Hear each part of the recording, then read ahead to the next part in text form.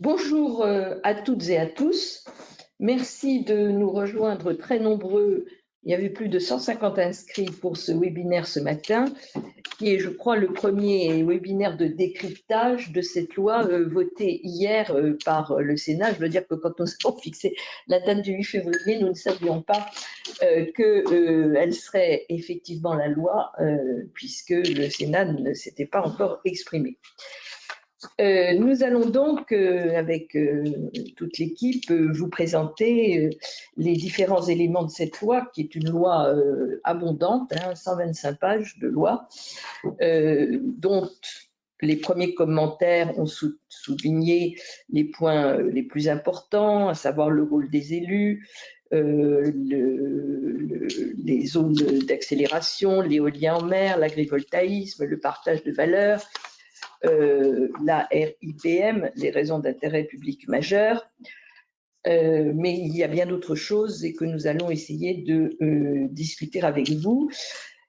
Avant cela, je voudrais faire un petit focus sur un texte dont je suis assez étonnée qu'on ait finalement très peu parlé, qui est le règlement communautaire du 22 décembre 2022, qui concerne précisément les énergies renouvelables. Alors certes, on en trouve des traces, si j'ose dire, dans notre loi, puisqu'il y a dans ce texte la possibilité d'étendre la raison impérative d'intérêt majeur à tout ce qui concerne les énergies renouvelables, je dirais par anticipation, par raison, n'ayant plus qu'à discuter des alternatives et du lieu qui a été choisi. On y trouve aussi les zones d'accélération, qui ne s'appellent pas zones d'accélération, mais zones d'énergie renouvelable, mais on parle de la même chose. Mais en revanche, il y a un certain nombre de dispositions qui, je pense, intéresseront beaucoup les opérateurs, sachant qu'il s'agit d'un règlement communautaire, et règlement communautaire signifie directement applicable dans les lois, dans les textes des différents États membres et dans la vie des citoyens européens. Pourquoi les opérateurs devraient-ils être très intéressés par ce texte? Eh bien parce que le texte prévoit des durées extrêmement brèves, et quand je dis extrêmement brèves, c'est vraiment extrêmement brève, pour un certain nombre de dossiers. Alors, tout d'abord, l'instruction des permis pour l'installation d'équipements d'énergie solaire et de stockage d'énergie localisés, y compris dans des structures artificielles à l'exclusion des plans. La procédure ne doit pas excéder 3 mois. 3 mois, sauf s'il s'agit de structures dont le seul objectif est la production d'énergie solaire, c'est-à-dire tout ce qui est sur les toits. C'est 3 mois maxi pour la totalité de la procédure. Ensuite, pour les permis relatifs à l'installation d'équipements solaires, y compris pour l'autoconsommation d'énergie renouvelable inférieure à 50 kW, le permis est réputé octroyé, faute de réponse dans le délai d'1 mois. C'est-à-dire que ça change quand même beaucoup avec le système que nous avons. Si la capacité existante de raccordement est dépassée, les États membres peuvent appliquer un seuil inférieur, mais qui doit en tout cas rester supérieur à 10 kW. Donc, les questions de raccordement pour les petites installations, normalement, ne peuvent pas être un obstacle. Pour les rééquipements de projet, la procédure ne doit pas dépasser 6 mois si l'équipement entraîne une augmentation de la capacité. Et si l'augmentation de la capacité est inférieure à 4%, le permis doit être délivré dans les 3 mois. Pour les permis concernant les infrastructures de réseau connexes et les énergies renouvelables, elles peuvent donc être exemptées d'études d'incidence sur l'environnement. Ça, c'est le sujet que nous allons revoir tout à l'heure. Et donc, je renvoie à ce que nous allons dire là-dessus. Pour les projets qui sont dans les zones de réseau spécifiques. Et enfin, en dernier lieu, pour les pompes à chaleur, la procédure pour les installations inférieures à 50 MW ne doit pas dépasser 1 mois, 3 mois pour les pompes à chaleur géothermiques, sauf en cas de préoccupation justifiée par la sécurité. Voilà, je voulais citer au début de ce webinaire ces dispositions qui concernent les énergies renouvelables stricto sensu, et si je dis stricto sensu, c'est précisément parce qu'au cours du webinaire, nous allons avoir l'occasion de parler de tout ce qui, dans la loi, est bas carbone et qui n'est pas énergie renouvelable. Dans la vraie vie, bien entendu, mais également au sens communautaire du terme, mais qui ne prévoit aucune disposition de cet ordre pour les projets qui seront autorisés. Donc, le règlement, normalement, est directement applicable, et ce, depuis le 1er janvier 2023. Voilà donc ce que je souhaitais vous dire en introduction. Nous allons donc maintenant rentrer dans le vif du sujet de la loi énergie renouvelable. Nos interventions, vous voyez, nous sommes nombreux autour de cette table et il nous en manque encore deux, se feront autour d'une part des mesures générales d'accélération, puis dans un deuxième temps les dispositions spécifiques à chaque type de NR, solaire, éolien en mer, méthanisation et gaz, hydrogène, hydroélectricité, et enfin, troisièmement, financement et gouvernance. Ce sont les membres de notre équipe que vous voyez autour de cette table qui tous ont des compétences certaines, mais qui peuvent être différentes, qui traiteront ces sujets.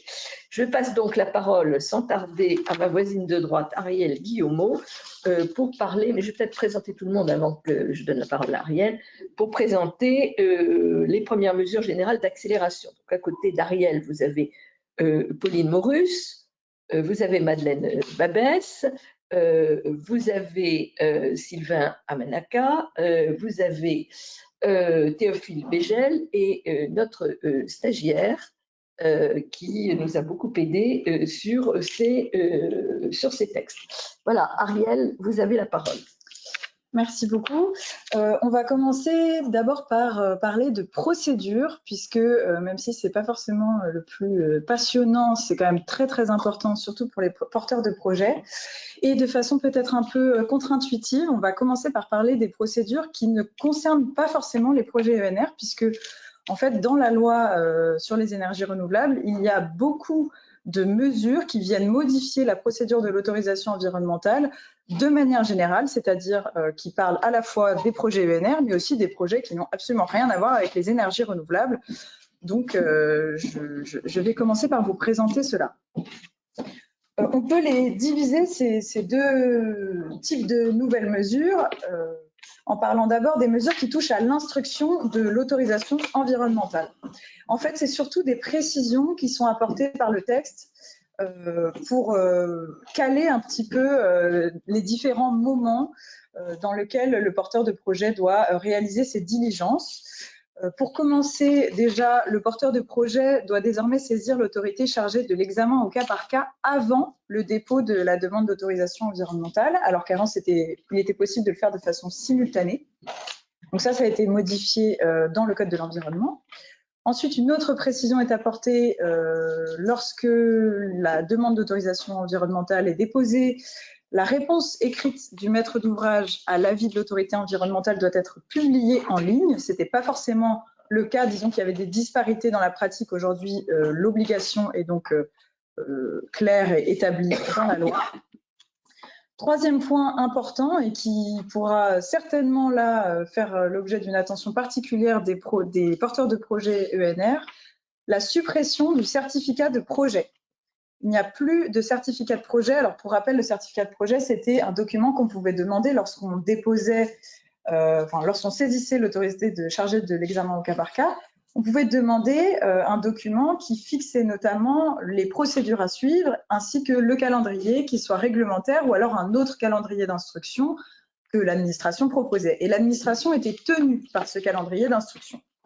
Donc, c'était quand même très pratique pour le porteur de projet. Aujourd'hui, cette possibilité est complètement supprimée pour tous les types de projets. L'article est supprimé du Code de l'environnement. Autre précision sur la phase d'instruction de l'autorisation environnementale, l'autorité administrative peut désormais rejeter la demande d'autorisation, non plus seulement à l'issue de la phase d'examen, puisque vous savez qu'il y a plusieurs phases, la phase d'examen étant la première, elle peut désormais rejeter la demande d'autorisation pendant la phase d'examen, donc en fait plus rapidement, si jamais elle voit que manifestement il n'y a pas de possibilité de délivrer l'autorisation. Et enfin, dernier point qui a fait l'objet de quelques débats, c'est l'expérimentation pendant 4 ans d'une sorte de certification qui ne dit pas son nom des bureaux d'études. En fait, il y a un arrêté ministériel qui va fixer des critères de compétences pour les bureaux d'études, ceci afin d'améliorer la qualité des études d'impact qui seront des études d'impact, de toutes les études d'ailleurs, qui seront attachées aux autorisations environnementales. Le deuxième gros morceau des modifications procédurales que la loi apporte, elle porte sur la participation du public. Là encore, c'est surtout des précisions, des choses où il y avait quelques doutes, et donc la loi vient apporter ces précisions. Par exemple, vous avez désormais la possibilité de regrouper plusieurs consultations du public en une enquête publique unique, alors qu'avant, le texte prévoyait plusieurs enquêtes publiques qui peuvent être regroupées en une seule enquête publique. Donc désormais, si vous avez par exemple une consultation et une enquête publique pour le même projet, vous pouvez les réunir en une seule enquête publique unique. Ça fait sens, mais c'est vrai qu'au vu de la rédaction du texte, ce n'était stricto sensu pas possible jusqu'à présent. Aujourd'hui, ça l'est. De même, on a toute une partie de la loi qui porte sur la partie enquête publique et commissaire enquêteur. Aujourd'hui, désormais, le maître d'ouvrage doit être informé sans délai de la saisine du tribunal administratif pour désigner le commissaire enquêteur. Et surtout, il y a toute la question de la création des commissaires enquêteurs suppléants en cas d'empêchement. Pareil, pour avoir une meilleure efficacité dans la tenue des enquêtes publiques. Et dernier point, une dispense d'enquête publique pour les permis de construire et permis d'aménager qui étaient soumis à évaluation environnementale. Ça, c'était déjà prévu. Les permis qui étaient soumis à évaluation environnementale après examen au cas par cas étaient dispensés d'enquête publique et pouvaient faire l'objet seulement d'une participation du public par voie électronique. Aujourd'hui, cette dispense, elle est étendue aux permis de démolir et aux déclarations préalables. Donc là, c'est pareil. C'est vrai que ça fait sens, mais stricto sensu, c'était pas prévu par la loi. Donc aujourd'hui, ça l'est. Donc ça, ce sont des dispositions qui portent sur tous les types de projets, pas du tout seulement les projets UNR. Donc c'est important de le savoir parce que voilà, ça peut porter sur vraiment tous les types de projets soumis à autorisation environnementale et donc à permis de construire pour la dernière mesure que j'ai citée. On va passer maintenant aux modifications procédurales qui sont spécifiques au projet ENR. Et bien évidemment, la mesure la plus saillante, on va dire, c'est celle qui parle de la durée d'instruction des projets, puisque, comme Madame Lepage l'a dit tout à l'heure, il y a vraiment un gros travail qui est fait sur la diminution de la durée d'instruction. D'abord, la durée maximale de la phase d'examen pour les projets d'UNR va passer à 3 mois pour tous les projets qui sont situés en zone d'accélération. Donc, les zones d'accélération, on va en parler tout à l'heure. Mais voilà, la phase d'instruction ne pourra pas dépasser 3 mois, 4 si l'autorité motive sa décision. Et ensuite, au niveau de la phase d'enquête publique, le commissaire enquêteur ne pourra pas dépasser un délai de 15 jours pour rendre son rapport pour les projets d'énergie renouvelable. Donc là, c'est pour tous les projets d'énergie renouvelable, pas seulement ceux qui sont situés en zone d'accélération.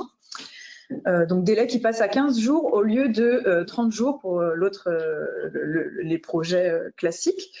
Et vous savez qu'il y a également la possibilité pour le commissaire enquêteur de demander un délai supplémentaire. Ce délai ne peut pas non plus excéder 15 jours. Donc vous voyez, on réduit au maximum la durée d'instruction des projets pour qu'ils sortent de terre plus rapidement.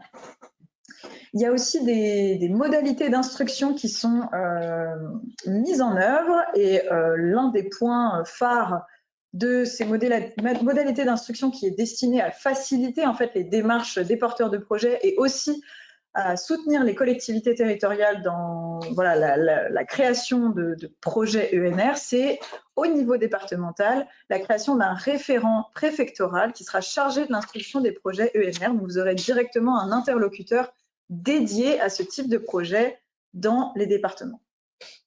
Ensuite, 3 points un petit peu plus ciblés sur l'instruction. D'abord, les éoliennes. L'autorisation environnementale devra prendre en compte le nombre d'éoliennes déjà existantes sur le territoire pour éviter l'effet de saturation visuelle. Donc là, vous voyez qu'on n'est pas vraiment sur une mesure d'accélération, mais plutôt sur une mesure de protection du paysage en ce qui concerne en tout cas les éoliennes. C'est une condition qui est ajoutée à l'instruction des autorisations environnementales pour les projets éoliens. Ensuite, une autre condition va intéresser les porteurs de projets qui font du renouvellement ou repowering en anglais. Ils seront contents d'apprendre que les incidences du projet de repowering ou de renouvellement seront appréciées au regard des incidences notables potentielles qui résultent de la modification ou de l'extension par rapport au projet existant. Donc, ils ne vont pas devoir refaire une évaluation des incidences complète comme si le projet partait de zéro. Alors ça, c'est une disposition test pendant 18 mois à compter de la promulgation de la loi. Et enfin, dernier point sur l'avis des architectes des bâtiments de France qui sont tenus désormais de tenir compte des objectifs nationaux de développement de l'exploitation des ENR et de la rénovation énergétique des bâtiments dans leur avis, dont on sait qu'il peut parfois être sévère sur l'introduction d'une installation d'énergie renouvelable dans le patrimoine et le paysage. Et je passe désormais la parole à ma consoeur Raphaëlle Janel qui nous a rejoint et ainsi que Benjamin Hulot qui nous ont rejoints. Bonjour à tous. Moi, je vais vous parler de l'article 4 de cette loi qui a fait l'objet de nombreux amendements, qui a d'abord été supprimé par l'Assemblée nationale avant d'être repris par la commission mixte paritaire. Donc cet article 4, son objectif, c'est d'accommoder en fait le développement accéléré des énergies renouvelables et la préservation de la biodiversité. Alors comment? C'est en créant une présomption de justification des projets d'énergie renouvelable par une raison impérative d'intérêt public majeur. Alors, la difficulté en fait des projets ENR, souvent, c'est qu'il y a une atteinte quand ils sont implantés ou créés à la biodiversité et notamment à la biodiversité protégée. Et ça, c'est par principe interdit. Donc, c'est possible de le faire en obtenant une dérogation espèce protégée. Cette dérogation, pour mémoire, elle repose sur la réunion de 3 conditions. La justification par un motif impérieux et notamment par une raison impérative d'intérêt public majeur, l'absence de solution alternative satisfaisante et le maintien de l'espèce concernée dans un bon état de conservation. Il y a eu un fort contentieux sur ces dérogations espèces protégées depuis 4-5 ans et ça a entraîné parfois l'arrêt de projets d'ENR, voire l'annulation, après donc, toutes les années d'études et la délivrance des autorisations. Donc l'idée, c'est de faciliter en quelque sorte l'obtention de la dérogation espèces protégées pour les projets d'ENR en créant une présomption de l'existence d'une des 3 conditions, la raison impérative d'intérêt public majeur. Alors, en pratique, que prévoit le projet de loi pour cette présomption de justification? Le dossier de demande de dérogation doit démontrer que le projet satisfait des conditions qui seront définies par décret, mais qui sont déjà un peu précisées et qu'on avait déjà identifiées en jurisprudence. Donc, ça sera le type de source d'énergie renouvelable, la puissance prévisionnelle totale de l'installation projetée et puis la contribution globale attendue des installations de puissance similaire à la réalisation des objectifs de la programmation pluriannuelle de l'énergie. Alors, nationale pour l'essentiel des projets et puis locale quand les collectivités en ont une en propre. Donc, je vous ai mis la liste des collectivités concernées. Et en particulier, dans le cadre de la démonstration de cette contribution à la PPE, devront être prises en compte les mesures du volet sécurité d'approvisionnement et les objectifs quantitatifs particuliers. Alors, quels sont les projets qui sont concernés par cette présomption de justification par une raison impérative d'intérêt public majeur? Les projets de production d'ENR, évidemment, et leur ouvrage de raccordement au réseau de transport et de distribution d'énergie, et également les projets de stockage d'énergie. La loi précise qu'il n'est pas créé de présomption d'absence de solution alternative satisfaisante, c'est-à-dire la 2e condition, du fait de la présence du projet dans une zone d'accélération. On reviendra sur cette zone un peu plus tard. Néanmoins, on imagine bien que le fait que ce soit situé dans une zone d'accélération, ça pourra participer à la justification de cette 2e condition. Et enfin, je vais brièvement préciser la portée de cet article nouveau. Alors en effet, on imagine bien que ça va sécuriser les projets d'ENR dans la mesure où les juges seront tenus de prendre en compte le fait qu'il y a cette présomption si les critères qui seront définis par décret sont bien remplis. Alors, ces critères-là, ils ont déjà été définis en fait par la jurisprudence, donc c'est pas non plus extrêmement nouveau, mais en tout cas, ça vient conforter et finalement limiter la marge d'interprétation sur cette raison impérative d'intérêt public majeur. Maintenant, c'est une présomption qui avait déjà été fixée par le règlement européen, dont j'imagine on a parlé tout à l'heure, et qui est déjà applicable depuis le 30 décembre dernier aux projets qui sont en cours, parce que le règlement est applicable directement au droit français.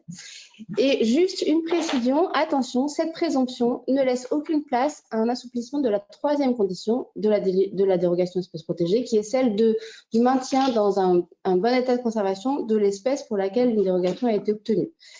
La dérogation devra toujours prévoir les mesures satisfaisantes pour permettre ce maintien de l'espèce protégée dans un bon état de conservation favorable. Voilà. Alors, je reprends la main pour parler des zones d'accélération et des questions de raccordement. Alors, les zones d'accélération, ce sont les zones d'énergie renouvelable du règlement du 22 décembre 2022 dont j'ai parlé tout à l'heure. De manière générale, je dirais que le texte est quand même très compliqué, c'est très lourd comme procédure. Donc, on peut s'interroger sur le point de savoir comment elles vont être mises en place, combien de temps ça va prendre et quelle est la compatibilité de ce système très lourd avec le règlement communautaire qui, lui, normalement, a une validité de 18 mois. Donc, j'ai quelques interrogations. Alors, quels sont les critères de définition de ces zones d'accélération? Bon, d'abord, il faut que la zone présente un potentiel d'accélération. Alors, c'est quoi un potentiel d'accélération? C'est une zone ensoleillée, c'est une zone venteuse, c'est une zone où il y a de la géothermie, enfin, ça peut être beaucoup de critères. Il faut qu'elle contribue à la solidarité entre les territoires. Critère ne sera pas forcément facile à interpréter pour le juge.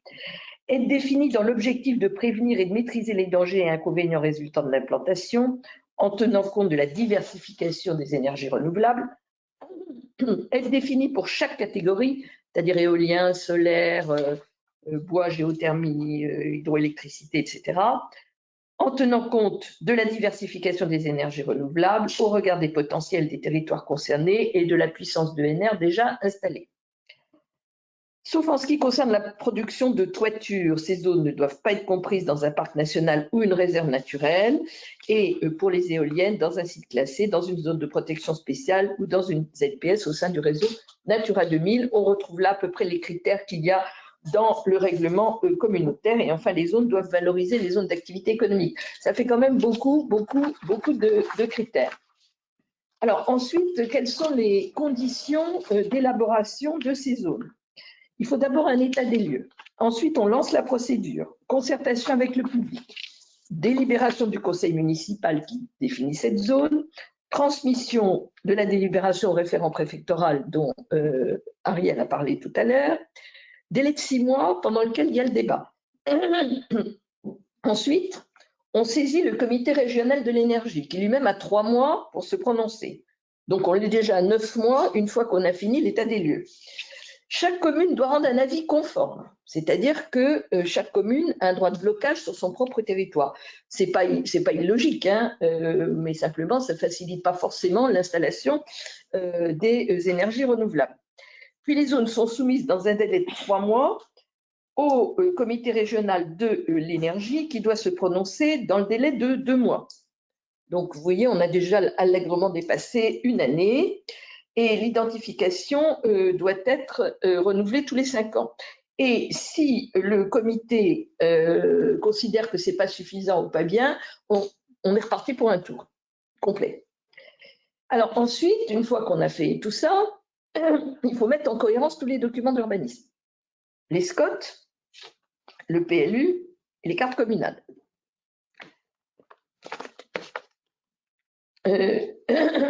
Si on est arrivé à créer cette zone d'accélération, la déclaration de projet peut être étendu à l'implantation des installations d'énergie renouvelable, de stockage d'électricité, de production d'hydrogène renouvelable ou bas carbone. Je laisse Madeleine vous expliquer un peu plus en détail la difficulté qu'il y a autour de cette formulation, les ouvrages de raccordement et les ouvrages de réseau public de transport et distribution d'électricité, les plans climat-énergie territoriaux et les SRADET et les schémas régionaux de climat, de l'air et de l'énergie, c'est imprononçable quand on prend simplement les initiales, également font figurer ces zones d'accélération. Alors, quelles sont les conséquences? Bon, dans la zone, effectivement, il y a un allègement de la procédure, mais par contre, hors zone, il y a la création d'un nouveau organisme, un nouvel organisme, parce que ça manquait évidemment, qui est le comité de projet. Le comité de projet doit être créé par le porteur de projet, à ses frais. Alors, c'est bien sûr pour les installations les plus importantes. Le comité de projet doit inclure les différentes parties prenantes concernées pour faire de la concertation. Encore une fois, c'est assez légitime. C'est pas choquant, simplement, ça prend du temps, ça coûte de l'argent et ça facilite pas forcément le développement des énergies renouvelables. Enfin, les conditions de mise en concurrence lorsqu'il y a des appels d'offres sont modifiées pour intégrer ce critère dans les critères liés à l'implantation du projet. Alors, le texte ajoute qu'il y a une condition, c'est qu'il n'y ait pas d'effet discriminatoire pour les candidats potentiels. Je veux dire que je m'interroge sur ce que ça signifie réellement, parce que où on prend un critère en considération et forcément c'est discriminatoire, ou bien on ne le prend pas en considération, mais ce n'est pas discriminatoire, mais le critère ne sert à rien. Donc j'ai un petit peu de mal à comprendre comment tout ceci fonctionne. Voilà, brièvement résumé, parce qu'on a encore beaucoup de choses à vous dire, la question des zones d'accélération. Alors j'en viens maintenant aux questions de raccordement, qui est un travail que je n'ai pas fait toute seule et que j'ai fait avec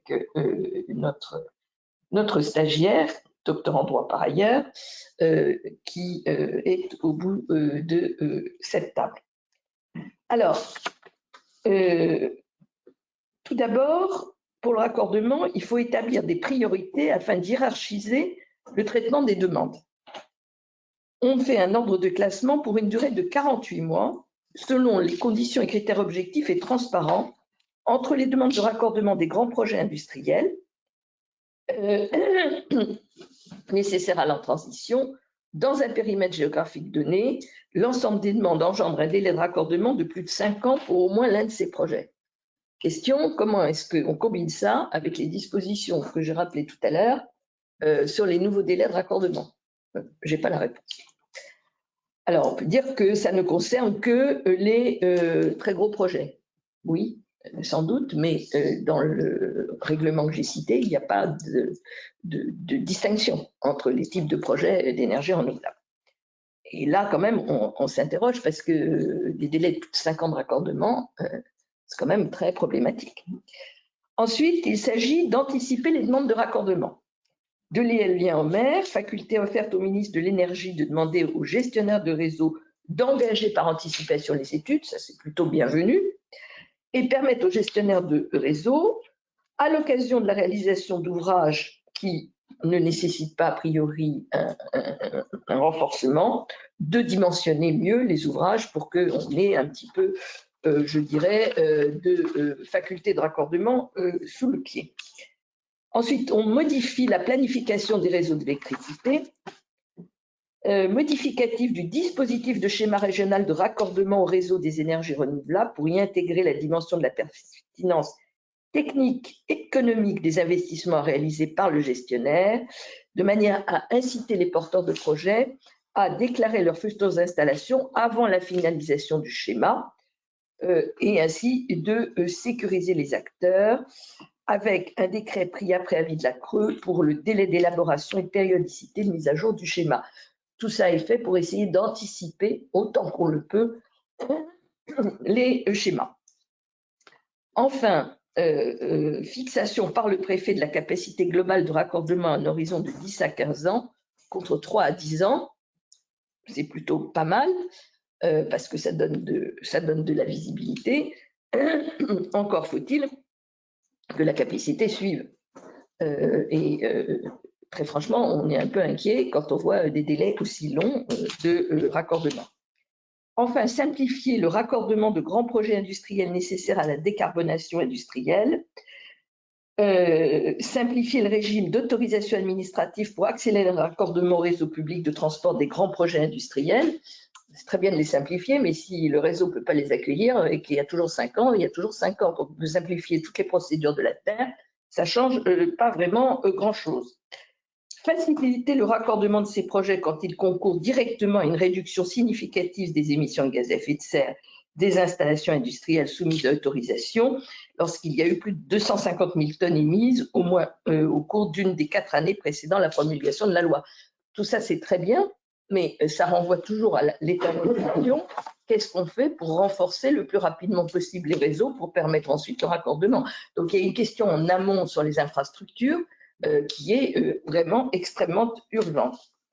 Et enfin, dérogation, mise en place d'une procédure de concertation préalable simplifiée au lieu des procédures de participation du public, possibilité d'être dispensé de la procédure d'évaluation environnementale, notamment pour les lignes électriques, dérogation aux restrictions définies par la loi littorale. Là aussi, on constate que c'est une fois encore tout ce qui concerne la démocratie environnementale et la protection de l'environnement qui est interpellé, alors qu'en fait, le problème majeur n'est pas là, il est dans le financement des investissements d'infrastructures. Donc, on a quand même un peu le sentiment qu'on déplace légèrement la problématique qui n'est pas exactement là. J'ajoute que les lignes électriques aériennes, oui, sans doute, mais il me semble, mais c'est pas du tout discuté dans la loi, que la question de l'adaptation au dérèglement climatique n'est pas une question tout à fait mineure, et continuer à faire des lignes électriques en hauteur et ne pas les enfouir n'est peut-être pas la meilleure des solutions au regard des questions liées à l'adaptation au dérèglement climatique et aux phénomènes majeurs. Je pense à des vents, des tempêtes, toutes sortes de phénomènes extrêmes qui collent régulièrement les lignes électriques par terre. Alors, je sais bien que ça coûte plus cher de les enfouir, mais enfin, si l'investissement initial se fait dans l'enfouissement, je pense que ultérieurement, cela nous permettra de gagner de l'argent, en fait, en termes collectifs. Voilà ce que je voulais vous dire sur ces deux sujets qui sont assez nouveaux. Enfin, le raccordement, ce n'est pas très nouveau, mais enfin, il y a un certain nombre de nouvelles dispositions. Et nous passons maintenant aux dispositions spécifiques à chaque ENR. Et je ne sais pas qui prend la parole. C'est Pauline. Alors, c'est Pauline Horus qui prend la parole sur le solaire. Alors, s'agissant de l'énergie solaire, les dispositions de la loi ENR visent principalement à agir sur le levier foncier, la problématique foncière. Dès lors que, s'agissant de cette énergie, on a une capacité à mobiliser, à privilégier des terrains qui sont soit déjà artificialisés, soit qui sont délaissés ou dégradés. C'est la spécificité de ces terrains permettant ainsi d'avoir le moins d'impact possible sur la biodiversité, sur les usages préexistants et in fine de faciliter l'acceptabilité locale et environnementale de ces projets. On trouve dans la loi un ensemble de dispositions, donc on vous a mis quelques exemples sur cette slide-là, donc un ensemble de dérogations pour permettre l'implantation d'ouvrages de production d'énergie solaire dans les zones que je viens de mentionner. Donc vous avez par exemple des dérogations pour permettre l'implantation aux abords des grands axes routiers et des voies ferrées. Vous avez une dérogation à la loi littorale pour une implantation dans les friches ou les bassins industriels de saumure saturée, ou encore une dérogation dans les communes de montagne pour permettre une implantation en discontinuité d'urbanisme. Je passe tout de suite à la partie ombrière et toiture, parce que c'est vraiment un volet important de cette loi ENR. Qui va venir renforcer les obligations d'implantation de procédés de production d'énergie solaire en ombrière des parcs de stationnement et en toiture des bâtiments non résidentiels. On a vraiment un renforcement substantiel avec une grosse nouveauté dans la loi ENR, c'est-à-dire qu'on va prévoir des obligations qui concernent non pas seulement l'immobilier existant, mais des obligations qui vont s'appliquer, qui concernent, c'est l'inverse.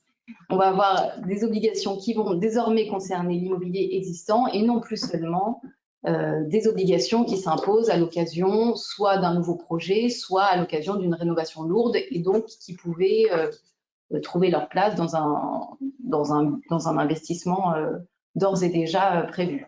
Donc on est dans une atteinte assez substantielle au droit de propriété que le législateur a trouvé suffisamment légitime. Voilà, pour porter atteinte au droit de propriété, il faut savoir qu'il faut donc un intérêt général impérieux et puis des mesures qui soient proportionnées à cette atteinte. Et là, en l'espèce, on est dans cette proportion avec une absence d'atteinte à l'usage préexistant, avec des financements publics associés, avec des dérogations et des délais. Donc, le législateur a considéré qu'il était possible de porter atteinte aux propriétés existantes. Donc, si on rentre un petit peu plus dans le détail, on doit distinguer les obligations qui concernent les parcs de stationnement et les obligations qui concernent les toitures de bâtiments. En matière d'ombrière des parcs de stationnement, il existait déjà des obligations pour les nouveaux parkings ou les parkings lourdement rénovés au-delà de 500 m² d'emprise au sol. C'était déjà une obligation qui résultait de la loi climat et résilience 2021. Désormais, il y a des obligations avec ce même seuil de 500 m² pour les parkings existants, avec toutefois un délai de mise en conformité de 3 à 5 ans selon la taille des parkings. Et une possibilité d'alternative qui est assez intéressante, soit des procédés de production d'énergie renouvelable, soit des procédés de végétalisation. Sur les toitures de bâtiments, là encore, on distingue l'existant et les projets neufs ou rénovés. Sur les projets neufs ou les projets lourdement rénovés, il existait cette obligation pour tous les bâtiments non résidentiels d'une surface de 500 m². Désormais, on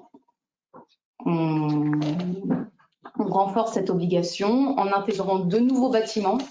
C'est vrai que les bâtiments publics étaient exclus, on vient les ajouter, on laisse toujours en dehors le résidentiel. Et le renforcement passe surtout sur la surface de toiture concernée. On était sur une surface de 30% et on va désormais avoir une surface de plus en plus étendue avec une évolution dans le temps jusqu'à 50% en 2027.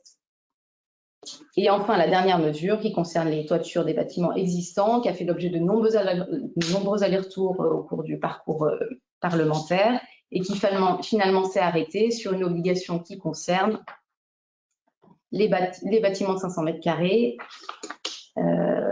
avec une surface qui n'a pas réussi à être arrêtée par voie législative, qui fera l'objet d'un décret et une mise en conformité à l'horizon 2028. Et enfin, je vous épargne le petit casse-tête d'articulation entre la loi ENR et la loi climat et résilience. Vous pourrez prendre le temps de lire cette slide. On peut passer à la partie autoconsommation. Merci Pauline. La partie autoconsommation, parce qu'il y a donc des dispositions sur l'autoconsommation dans la loi ENR, ce n'était pas gagné. Quand le projet a été déposé, il n'y avait absolument pas de dispositions prévues, il n'y avait même pas le mot autoconsommation, ce qui a conduit les acteurs de la filière à qualifier de grandes oubliées de la loi. Finalement, voilà, les parlementaires ont fini par intégrer quelques mesures. Je voudrais juste déjà parler de ce qui n'est pas dans la loi ou plus.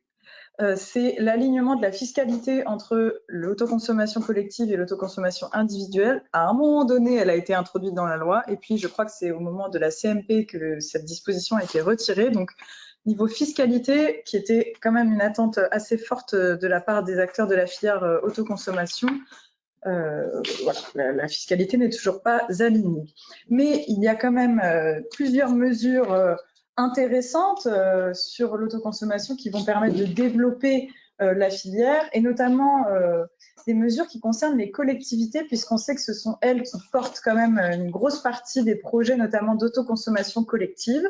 Donc il y a deux points particulièrement que je voudrais préciser avec vous. La première, c'est que la loi précise la possibilité du recours au contrat de la commande publique pour les opérations d'autoconsommation, qu'elles soient individuelles ou collectives. Il y avait un doute jusqu'à présent sur cette possibilité. Aujourd'hui, c'est acté. Les collectivités peuvent recourir au contrat de la commande publique pour ce type d'opération.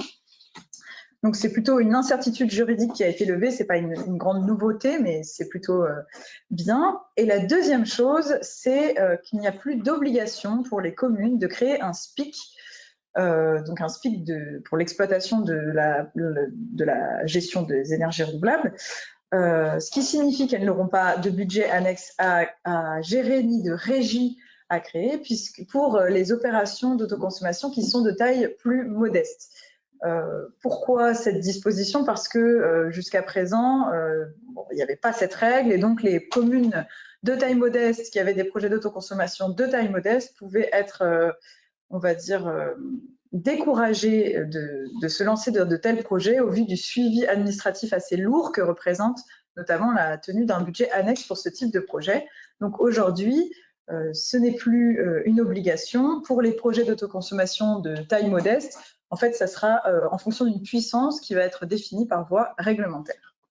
Et pour continuer de soutenir les collectivités dans le portage de ce type de projet, l'ADEME va devoir publier un rapport 3 mois après la promulgation de la loi ENR, qui sera destiné à aider les collectivités en présentant des recommandations, notamment sur les montages juridiques pour ce type d'opération d'autoconsommation collective. Un point ensuite concernant les développeurs, puisqu'il y avait une incertitude juridique, et là aussi la loi vient lever une incertitude juridique. Pour l'autoconsommation collective, il était prévu auparavant que l'autoconsommateur et le producteur ne pouvaient avoir pour activité principale l'opération d'autoconsommation collective. Sauf que dans la réalité, les projets d'autoconsommation collective sont souvent montés avec des sociétés de projets, des SPV qui sont spécifiques pour chaque projet. Et ces SPV, elles ont forcément pour activité principale l'opération d'autoconsommation collective. C'est le modèle classique. Donc, il y avait un petit peu une restriction juridique. Cette restriction, elle provenait de la directive, mais elle n'avait pas forcément lieu à s'appliquer pour l'autoconsommation collective. C'était une surtransposition de la directive. Elle a vocation à s'appliquer pour l'autoconsommation individuelle, mais pas collective. Donc, la loi vient rectifier ce point et nous dit que voilà, désormais, le producteur peut avoir pour activité principale l'opération d'autoconsommation collective. C'est juste une incertitude juridique qui a été, encore une fois, levée. Deux autres points importants, puisqu'il n'y a pas que le solaire dans la vie. L'autoconsommation peut désormais porter également sur le gaz renouvelable. La loi ENR vient créer un véritable régime d'autoconsommation collective étendu pour le gaz renouvelable. Et notamment, on peut souligner la possibilité pour les bailleurs sociaux de recourir à cette autoconsommation collective de gaz, possibilité qui a été débattue pendant la loi, mais qui a finalement été votée. Un point également sur l'hydrogène, puisque aujourd'hui, l'électricité qui provient de sources ENR et qui produit de l'hydrogène peut être fournie dans le cadre d'une opération d'autoconsommation collective, individuelle ou collective. Dernier point sur l'autoconsommation, c'est un point qui concerne les ménages à faible revenu, puisque on a constaté en fait dans les retours d'expérience des opérations d'autoconsommation dans les programmes, dans les logements sociaux, dans les HLM, que les travaux des installations ENR, de la maintenance, tous les travaux qui portaient autour de l'installation d'un projet ENR dans un logement social étaient relativement coûteux et en fonction de la répartition sur les charges, pouvaient finalement se répercuter sur les factures énergétiques des locataires, ce qui était complètement contre-productif puisque à la base, l'introduction d'une opération d'autoconsommation a plutôt vocation à baisser la facture énergétique des locataires qui sont a priori des ménages à faible revenu.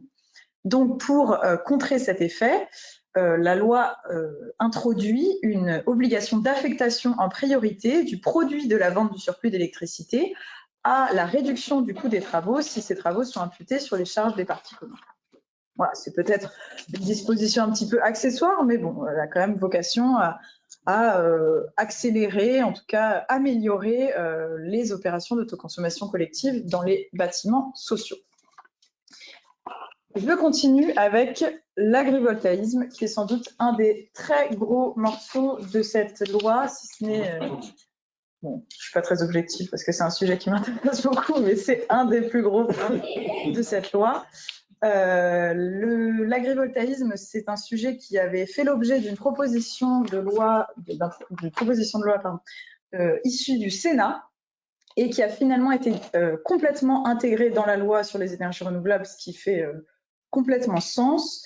Et donc, je vous propose de parcourir un petit peu les dispositions sur l'agrivoltaïsme que l'on va retrouver, puisque cette loi ENR vient créer un véritable régime de l'agrivoltaïsme qui était de longue date appelé par les acteurs de la filière. L'agrivoltaïsme fait d'abord son entrée dans les objectifs de la PPE et dans la planification territoriale, puisque d'abord, l'encouragement de la production d'électricité issue de l'agrivoltaïsme devient un objectif de la politique énergétique nationale. La PPE doit aussi contenir une évaluation du potentiel des installations agrivoltaïques. Et ensuite, plusieurs outils de planification territoriale vont pouvoir fixer, ce n'est pas une obligation, mais ils peuvent le faire, des objectifs de production agrivoltaïque à compter de leur renouvellement. Donc, on parle du SRADET, du SRCAE et du PCAE, les acronymes dont on a parlé tout à l'heure. Surtout, je crois que le plus important et ce qui était le plus attendu, c'est la création par la loi d'une définition législative de l'agrivoltaïsme. Elle est, je ne vais pas dire barbare, mais complexe. Il s'agit d'une installation de production d'électricité utilisant l'énergie radiative du soleil et dont les modules sont situés sur une parcelle agricole où ils contribuent durablement à l'installation, au maintien et au développement d'une production agricole. Donc, on a cette idée de la synergie entre photovoltaïque et activité agricole. Et en plus de cette définition, la loi prévoit des critères pour que l'installation soit qualifiée d'agrivoltaïque. Donc, pour qu'elle soit qualifiée d'agrivoltaïque, l'installation doit d'abord garantir une production agricole significative dont doit être issu un revenu durable pour l'exploitation, permettre à l'activité agricole d'être l'activité principale de la parcelle, ça ne signifie pas de culture prétexte. L'installation doit être réversible et ensuite, elle doit rendre à la parcelle l'un des 4 services qui sont cités dans la loi. Ces services étant soit l'amélioration du potentiel et de l'impact agronomique de la parcelle, soit l'adaptation au changement climatique. Donc, on pense par exemple aux panneaux qui protègent de la grêle ou des précipitations trop importantes, soit la protection contre les aléas, c'est un peu le même sujet, soit l'amélioration du bien-être animal, par exemple si les panneaux viennent ombrager la parcelle ou créer des abris pour les animaux. On pense par exemple à l'élevage ovin où il y a beaucoup de projets en ce sens. Attention, si l'installation, au contraire, porte une atteinte substantielle à l'un de ces 4 services ou une atteinte limitée à 2 de ces services, l'installation ne peut pas être qualifiée d'agrivoltaïsme et donc le régime préférentiel qui est attaché à cette qualification ne s'applique pas.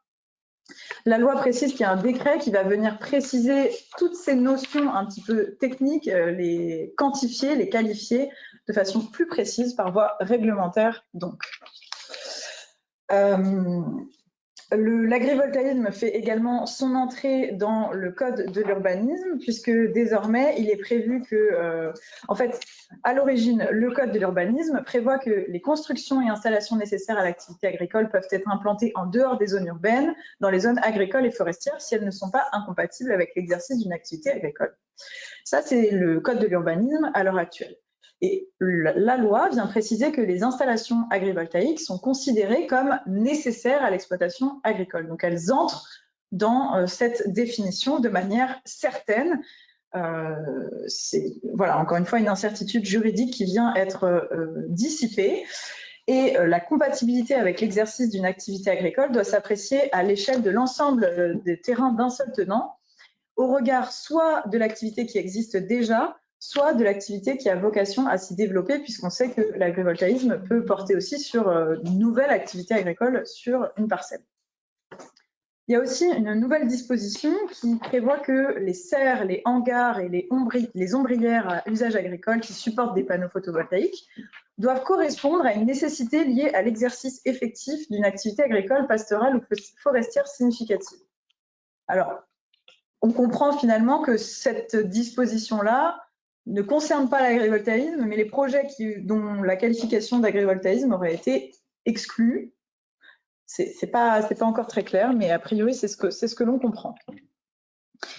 Un élément important qui vient s'ajouter au millefeuille de documents et de procédures dont on vous a déjà parlé, c'est le document cadre. Aujourd'hui, désormais, le préfet va devoir prendre par arrêté un document cadre. Ce document, il va être élaboré sur proposition de la Chambre départementale d'agriculture et après consultation de la Commission départementale de la protection des espaces naturels et agricoles, etc., la CDPENAF. Ce document, il va devoir définir les surfaces agricoles et forestières qui sont ouvertes à un projet d'installation de ENR et les conditions d'implantation dans ces surfaces. Dans ce document, on ne peut que identifier des sols qui sont réputés incultes ou non exploités depuis une durée minimale.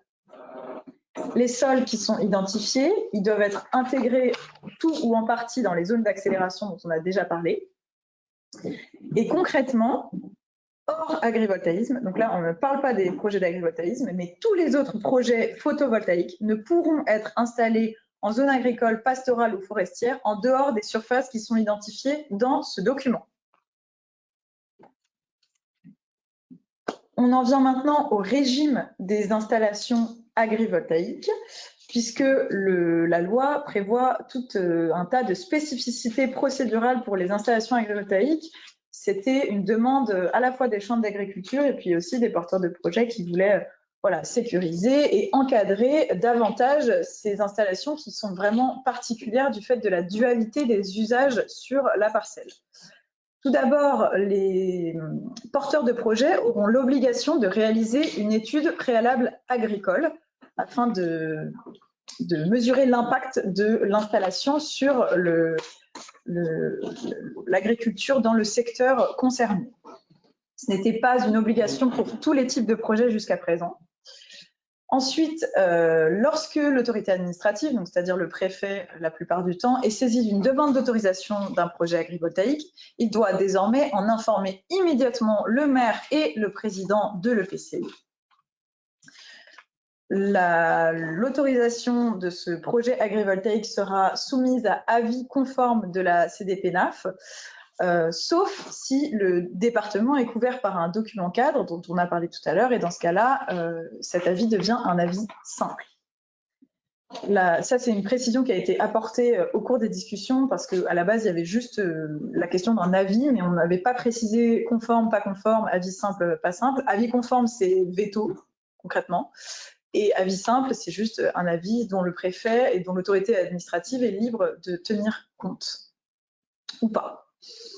Ensuite, une autre disposition qui doit impérativement être prise en compte par les porteurs de projets agrivoltaïques, c'est que désormais, et pas que agrivoltaïques d'ailleurs, la construction des installations photovoltaïques au sol n'est pas autorisée dans les zones forestières si un défrichement soumis à évaluation environnementale systématique est nécessaire. C'est le cas de certains projets en cours d'instruction. C'est applicable pour les dossiers qui sont déposés 12 mois à compter de la promulgation de la loi, après la promulgation de la loi. Et enfin, la loi prévoit tout un tas de dispositions qui portent sur la remise en état et le démantèlement des installations. Donc, tous les permis de construire devront prévoir une durée limitée des installations et des conditions pour le démantèlement de ces installations. Le préfet peut demander des garanties financières, donc c'est quand même une formalité qui est assez lourde pour la remise en état et le démantèlement de ces installations. En revanche, les travaux de démantèlement ne font pas l'objet de formalités au titre du Code de l'urbanisme pour ne pas alourdir inutilement ces opérations. Il est prévu par voie réglementaire que des prescriptions générales pour les opérations de démantèlement et de remise en état seront détaillées pour que les porteurs de projets puissent les suivre. J'en viens aux dispositions sur le financement, et ce sera la dernière partie sur l'agrivoltaïsme. Les conditions d'achat d'électricité vont devoir prendre en compte les cas dans lesquels l'installation est agrivoltaïque. C'est le cas pour l'obligation d'achat, c'est le cas pour le complément de rémunération. Attention, cette disposition est soumise à la validation de la Commission européenne pour ces dispositions. Donc, on attend le go de la Commission européenne sur la conformité de cette disposition au droit de l'Union européenne. Désormais, les installations agrivoltaïques peuvent explicitement participer aux appels d'offres de la CRE.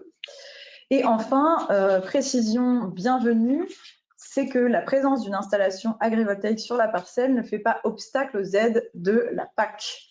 Très important pour les agriculteurs. Et je passe la parole à mon confrère Théophile Bégel sur l'éolien en mer. Merci Ariel.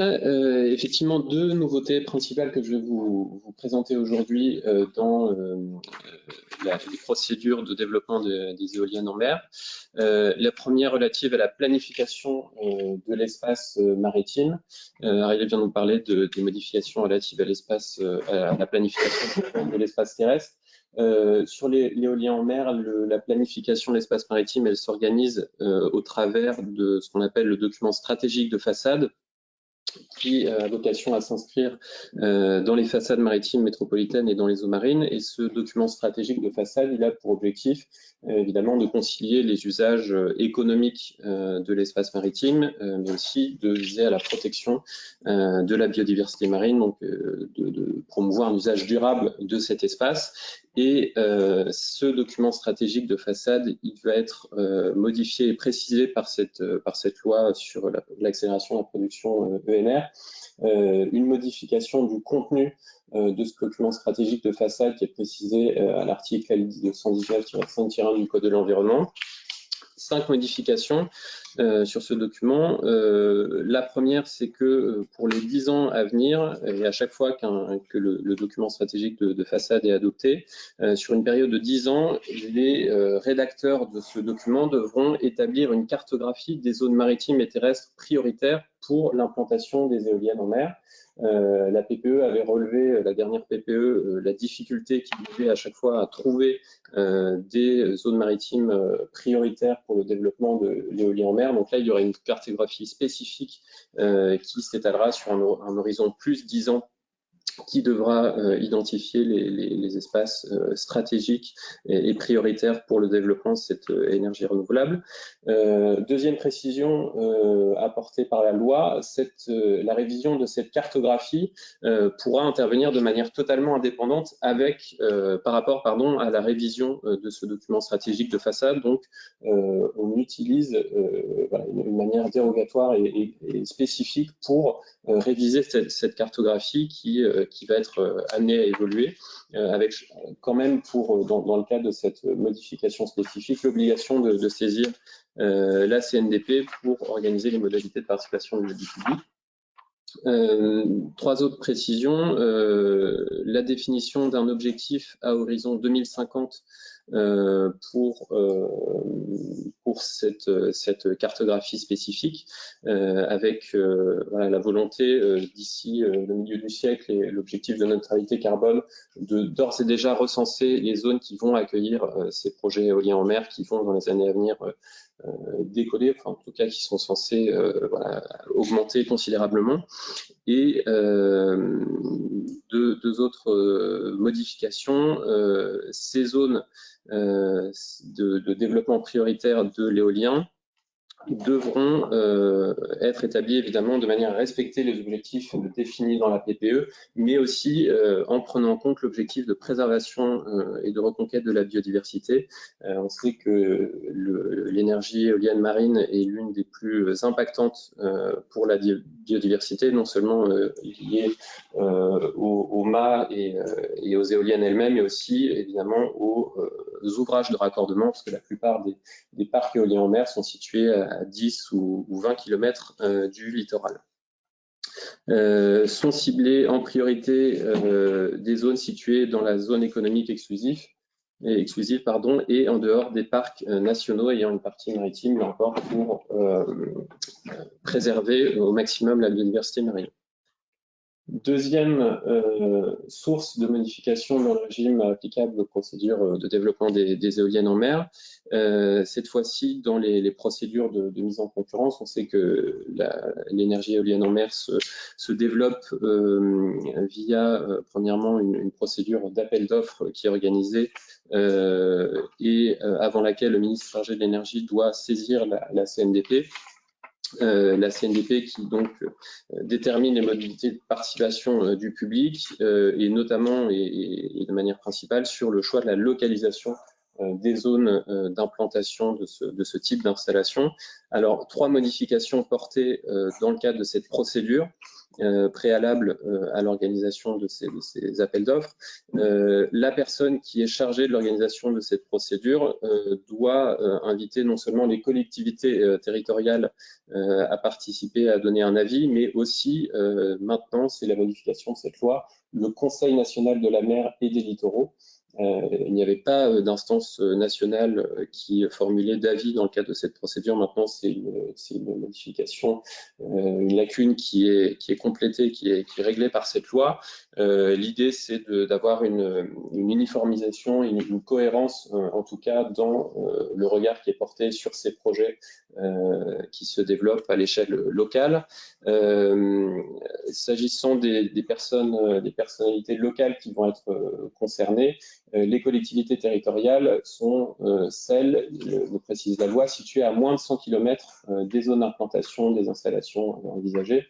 Donc c'est une précision évidemment géographique qui est bienvenue pour qu'on sache exactement quelles sont les collectivités territoriales qui vont participer à cette procédure de participation du public, 100 km n'étant pas une distance qui est trop importante, sachant que les parcs éoliens en mer sont souvent, pour des considérations techniques, constitués d'éoliennes qui sont séparées, distantes les unes des autres d'au moins 1 km. Donc, quand on a des projets comme celui de Saint-Nazaire qui vient d'être construit de 80 éoliennes, il est important d'avoir une surface importante pour définir les personnes qui seront contactées. Et ensuite, l'obligation de mettre au point cette première cartographie des zones maritimes prioritaires avant, en tout cas, en 2024. Je passe maintenant la parole à Madame Lepage sur les projets de méthanisation. Je vais parler de gaz et de méthanisation.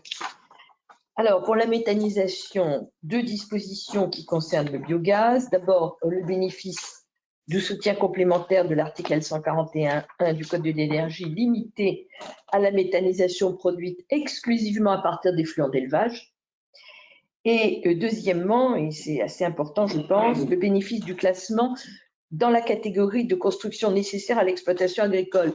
Le sujet, c'est de savoir si on peut faire des installations de biogaz en zone agricole. La réponse, c'est oui, parce qu'on considère que ces bâtiments sont assimilables à des bâtiments nécessaires à l'exploitation agricole.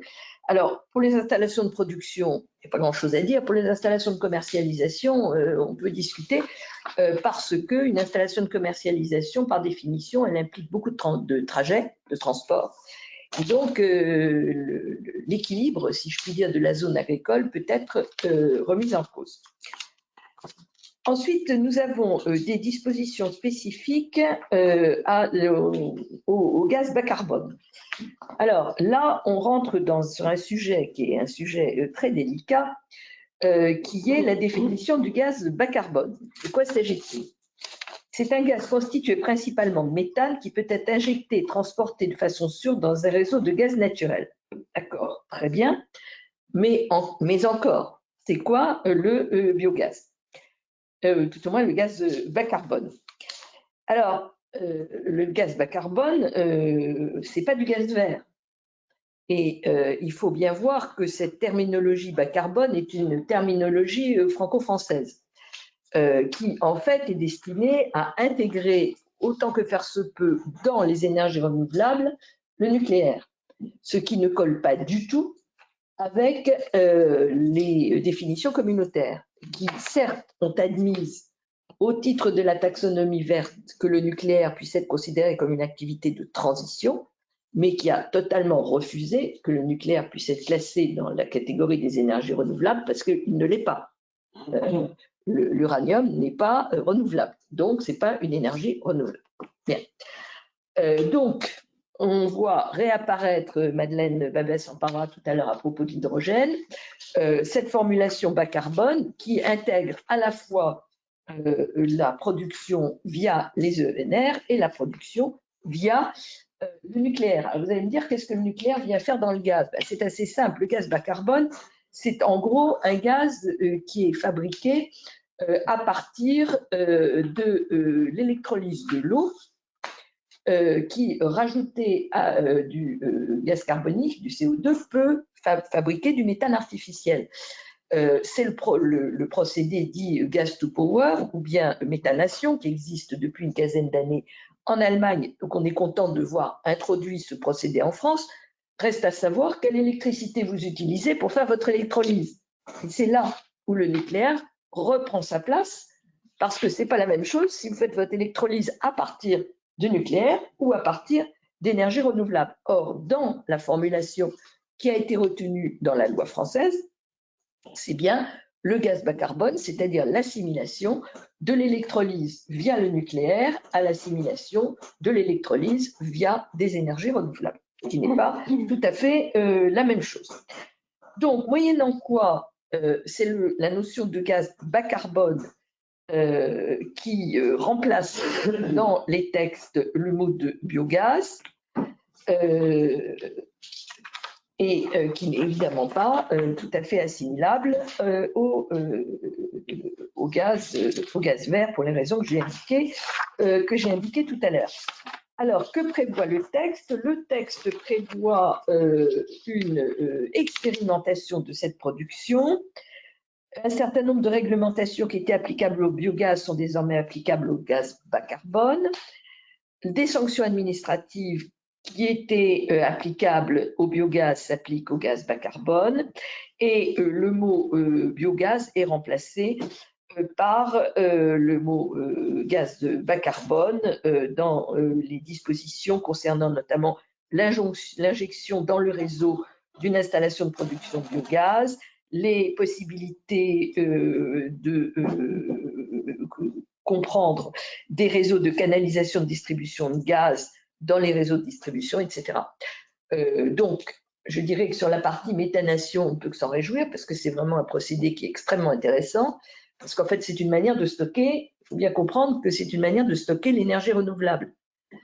Si vous fabriquez du méthane, quand vous avez votre méthane, vous pouvez soit l'utiliser comme méthane, soit dans une centrale de cogénération, refabriquer de l'électricité. Donc, quand vous le faites à base d'énergie renouvelable, c'est une manière de stocker votre énergie renouvelable et de la retrouver sous une autre forme. Quand vous le faites à base de nucléaire, c'est évidemment pas la même solution. Ensuite, la prise en compte des coûts correspondants au surcoût d'achat de gaz bas carbone.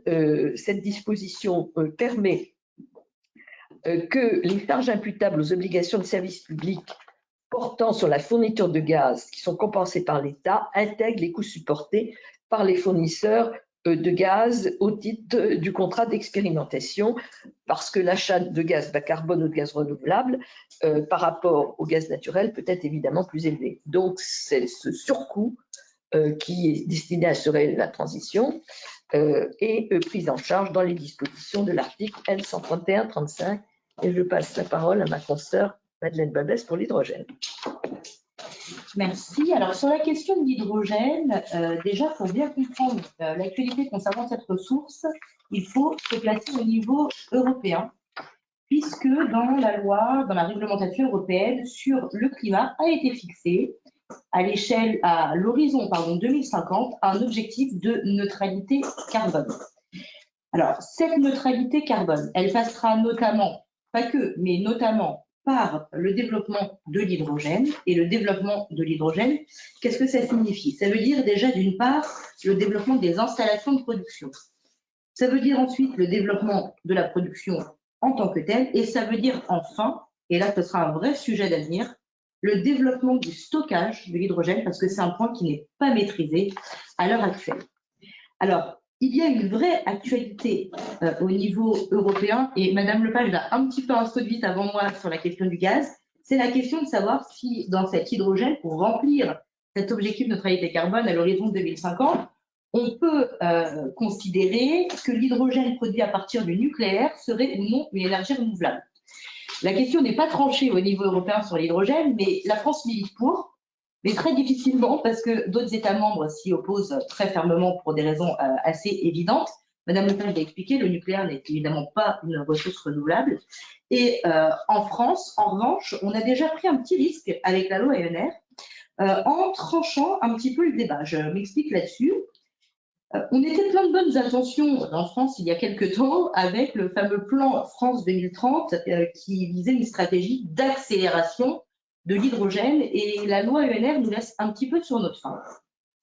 Parce que dans cette loi ENR, le législateur a décidé de mélanger allègrement les notions d'hydrogène renouvelable et d'hydrogène produit à partir du nucléaire. Alors là, on en conviendra, c'est un petit peu baroque de parler dans une loi sur les énergies renouvelables de l'hydrogène produit à partir du nucléaire, mais c'est le choix qu'a fait la France. Et comme je l'ai évoqué tout à l'heure, le sujet n'est pas tranché au niveau européen, et donc potentiellement, dans un futur plus ou moins proche, on pourrait se retrouver à contresens total de ce qui serait décidé à l'échelle européenne.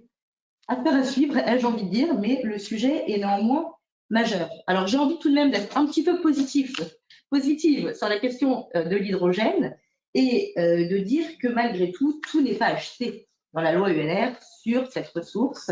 Déjà parce que l'hydrogène bénéficie, comme les autres énergies renouvelables, des règles générales de simplification qui ont été évoquées par mes consoeurs précédemment. Et ensuite de cela, il existe tout de même indéniablement des leviers dans cette ENR pour permettre le développement de l'hydrogène. Je pense ici notamment à la fameuse raison impérative d'intérêt public majeur qui a été développée par ma consoeur Raphaël Janel tout à l'heure, mais je pense aussi à des illustrations plus spécifiques, certes, sur le fait que les installations de production d'hydrogène pourraient être autorisées sur des friches et des stocks de saumure en zone littorale, à condition d'être associés à des centrales solaires. Le point est très spécifique, mais il mérite d'être soulevé. Ou bien encore les raccordements électriques qui seraient accélérés et facilités par des dérogations à la loi littorale, là où se situent les zones portuaires industrielles. Des leviers donc qui existent, mais un débat, comme je vous le disais, qui n'est pas encore tranché sur qu'est-ce qu'on peut mettre derrière cet hydrogène. Est-ce qu'on met l'hydrogène produit à partir du nucléaire ou pas? Il va falloir pour l'instant suivre ce qui va se passer au niveau européen et attendons de voir justement ce qui va se passer à cette échelle pour savoir quelle sera la réglementation réellement applicable en France et est-ce que oui ou non on aura l'hydrogène produit à partir du nucléaire réellement au sein de nos énergies renouvelables, ce qui, comme j'ai dit tout à l'heure, est un peu baroque ou pas. La question n'est pas encore tranchée, attendons de voir. Alors, je reprends la main très rapidement sur l'hydroélectricité parce qu'il n'y a pas énormément de dispositions. Le renforcement du rôle du médiateur de l'hydroélectricité qui avait été précédemment prévu pour une période de 4 années, le terme de 4 ans est remplacé par 6 et ce médiateur pourra s'adjoindre un médiateur adjoint, l'idée de médiateur du reste étant étendue à toutes les énergies renouvelables. L'augmentation de la production en cas de menace sur la sécurité d'approvisionnement. Le code de l'environnement est modifié pour permettre une augmentation au débit à laisser en aval, pour protéger la faune et la flore, en cas de besoin lié à une menace grave sur la sécurité d'approvisionnement. Autrement dit, on peut turbiner davantage. à certaines conditions, d'abord celle d'une menace sur la sécurité d'approvisionnement et ensuite d'un contrôle bien évidemment de ce qui se passe en aval sur la faune et sur la flore. Autre disposition modifiée, la prorogation des concessions dans l'attente de leur renouvellement et l'allègement des conditions de l'augmentation de puissance avec un simple dossier de déclaration qui suffira lorsque l'augmentation est non substantielle ou qu'elle représente un faible montant. Voilà, c'est quelques dispositions qui sont modestes, mais dont il faut voir quand même l'importance, alors que la question de l'hydroélectricité est toujours débattue dans ses rapports avec la biodiversité, mais qu'il y a des débats scientifiques de plus en plus sérieux sur la réalité de l'impact, notamment des petits ouvrages, sur les cours d'eau. Certaines études montrant qu'en réalité, ces petits ouvrages n'ont pas d'incidence négative, voire une incidence positive sur la qualité et surtout la quantité de ces cours d'eau. Voilà pour l'hydroélectricité. Je passe donc la parole maintenant à mes confrères, Sylvain Manaka et excusez-moi, et Pauline Morus sur le financement et la gouvernance. Donc on arrive dans la troisième partie de la présentation de cette loi. Évidemment, dans une loi d'accélération des ENR, il était incontournable d'avoir des dispositifs sur le financement de ces énergies, avec des dispositions qui devraient permettre de mobiliser des fonds à la fois publics et à la fois privés, toute typologie d'ENR confondue. Alors, le premier dispositif notable concerne les contrats dits PPA pour Power Purchase Agreements. Alors, d'abord, un point sur la définition de ces contrats. Au sens strict, ces contrats, ce sont des contrats d'approvisionnement en énergie qui sont conclus directement entre un producteur et les consommateurs finaux. Généralement, mais ce n'est pas un point incontournable de la définition, ce sont des contrats de longue durée et cela afin de permettre de sécuriser les deux parties à ces contrats, à la fois le consommateur qui a une visibilité long terme sur le prix de son énergie et le producteur qui va pouvoir mobiliser des financements sur du long terme. Pourquoi créer des dispositions sur les PPA? Tout simplement parce qu'il y avait un énorme vide juridique dans le cadre réglementaire français, notamment en matière d'électricité. Jusqu'à maintenant, dans le Code de l'énergie, on avait un encadrement assez strict pour l'activité d'achat pour revente d'électricité, qui est l'activité des fournisseurs d'énergie, donc qui sont plutôt des intermédiaires entre les producteurs et les consommateurs finaux, de sorte qu'on se posait clairement la question de savoir soit si les PPA étaient interdits, soit s'ils étaient complètement libres, c'est-à-dire qu'on pouvait conclure des PPA sans s'imposer le régime assez strict qui s'applique aux fournisseurs et qui est en réalité incontournable pour assurer la sécurité de l'approvisionnement en énergie et la sécurité du réseau électrique. Pour résoudre toutes ces contradictions, la loi ENR vient finalement prévoir un cadre juridique des PPA en matière d'électricité qui est avec un agrément qui est calqué sur l'agrément qui existe pour les fournisseurs d'électricité en matière d'achat pour revente d'électricité. Outre cet agrément et toutes les contraintes qui en découlent, la loi ENR vient étendre au PPA tous les dispositifs de soutien public dont bénéficient les producteurs d'électricité renouvelable et prévoit également des dispositions fiscales avantageuses. Ça, c'est pour le cadre en matière d'électricité et on retrouve exactement, avec un effet miroir, un cadre identique pour les PPA en matière de gaz ENR. Et enfin, la loi ENR prévoit une mission de surveillance qui est attribuée à la CRE pour le suivi de ces PPA qui bénéficient notamment de soutien public pour les années à venir. On peut passer à la slide suivante. Autre sujet important dans la loi ENR qui va permettre de mobiliser des fonds et du foncier public. Ce sont toutes les dispositions qui sont en faveur des projets qui sont portés par les personnes publiques ou situés sur des propriétés publiques. En effet, si on veut faciliter l'acceptabilité locale des projets ENR, il est important de pouvoir permettre, par le cadre réglementaire, aux personnes publiques d'avoir un rôle moteur, précurseur dans le développement de ces projets. Ces projets qui répondent également à des préoccupations locales importantes pour les collectivités, à savoir décarboner leur consommation, avoir une visibilité long terme sur leur budget et puis des opportunités d'investir sur leur territoire. Ce qu'on retient notamment, c'est qu'il n'y a pas de chapitre ou de section entière dédiée au cadre des personnes publiques, mais on a un ensemble de dispositions éparses qu'on a réussi à rassembler autour de 2 grandes thématiques qu'on va vous présenter.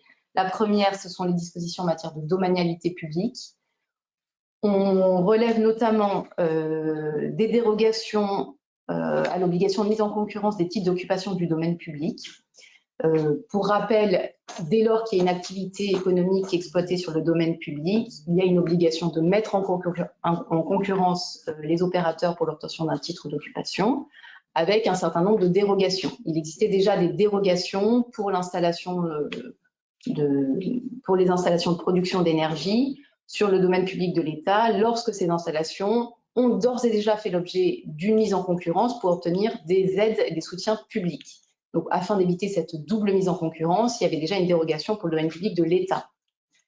La loi ENR vient avec un parallélisme, étendre ces dérogations pour les collectivités et pour tous les concessionnaires de l'État, notamment pour les concessionnaires autoroutiers, afin de mobiliser le maximum de foncier. Autre disposition, il est prévu que l'État se fixe par décret pour une période de 5 ans, 4 ans, pardon, un objectif de mise à disposition de son domaine public et de son domaine privé, donc l'identification d'un certain nombre de surfaces à dédier au développement des installations de production d'énergie renouvelable.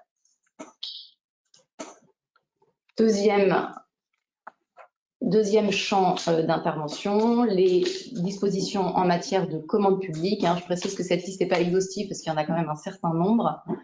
Les dispositions prises par la loi ENR visent notamment à tenter, parce que c'est assez compliqué dès lors qu'on a un cadre réglementaire européen qui s'applique et auquel on ne peut pas déroger.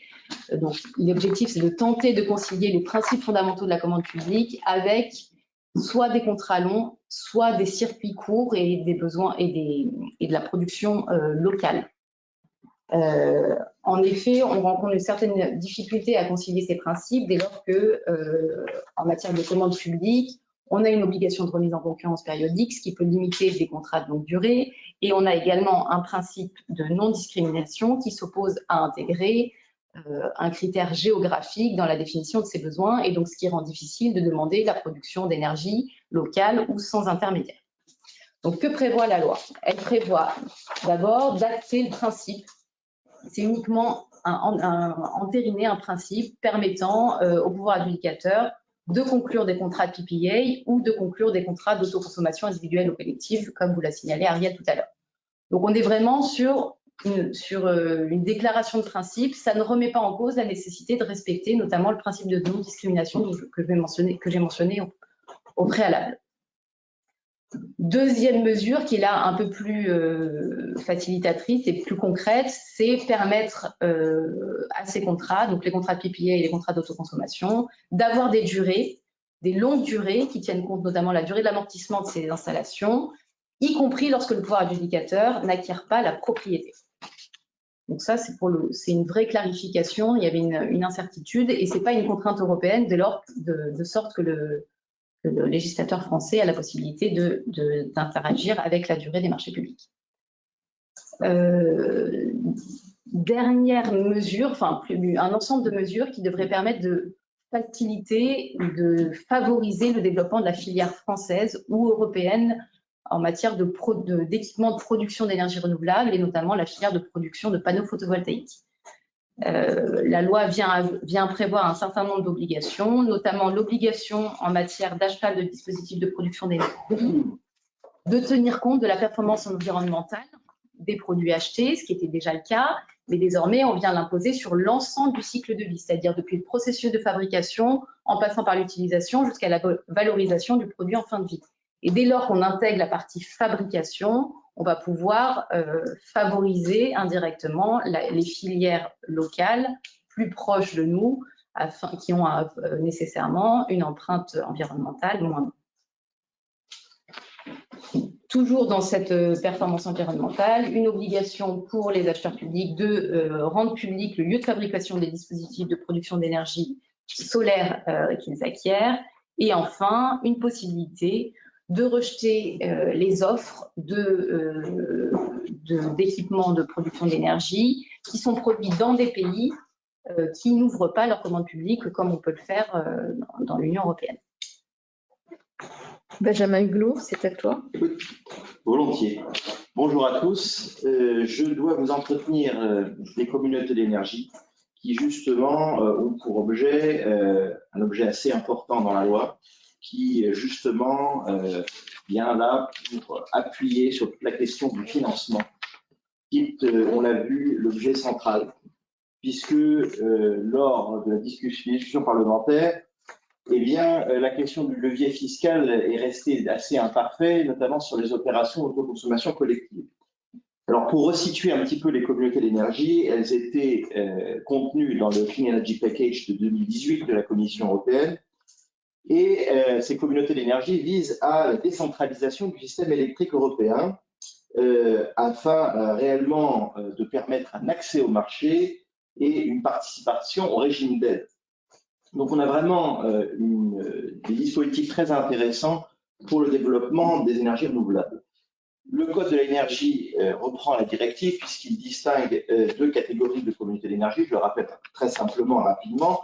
Les communautés énergétiques citoyennes qui donc sont limitées essentiellement à la fourniture d'électricité et les communautés d'énergie renouvelables dont l'objet est largement ouvert à toutes sources d'énergie qui proviennent du renouvelable, sachant que le critère essentiel de ces dernières communautés est la proximité.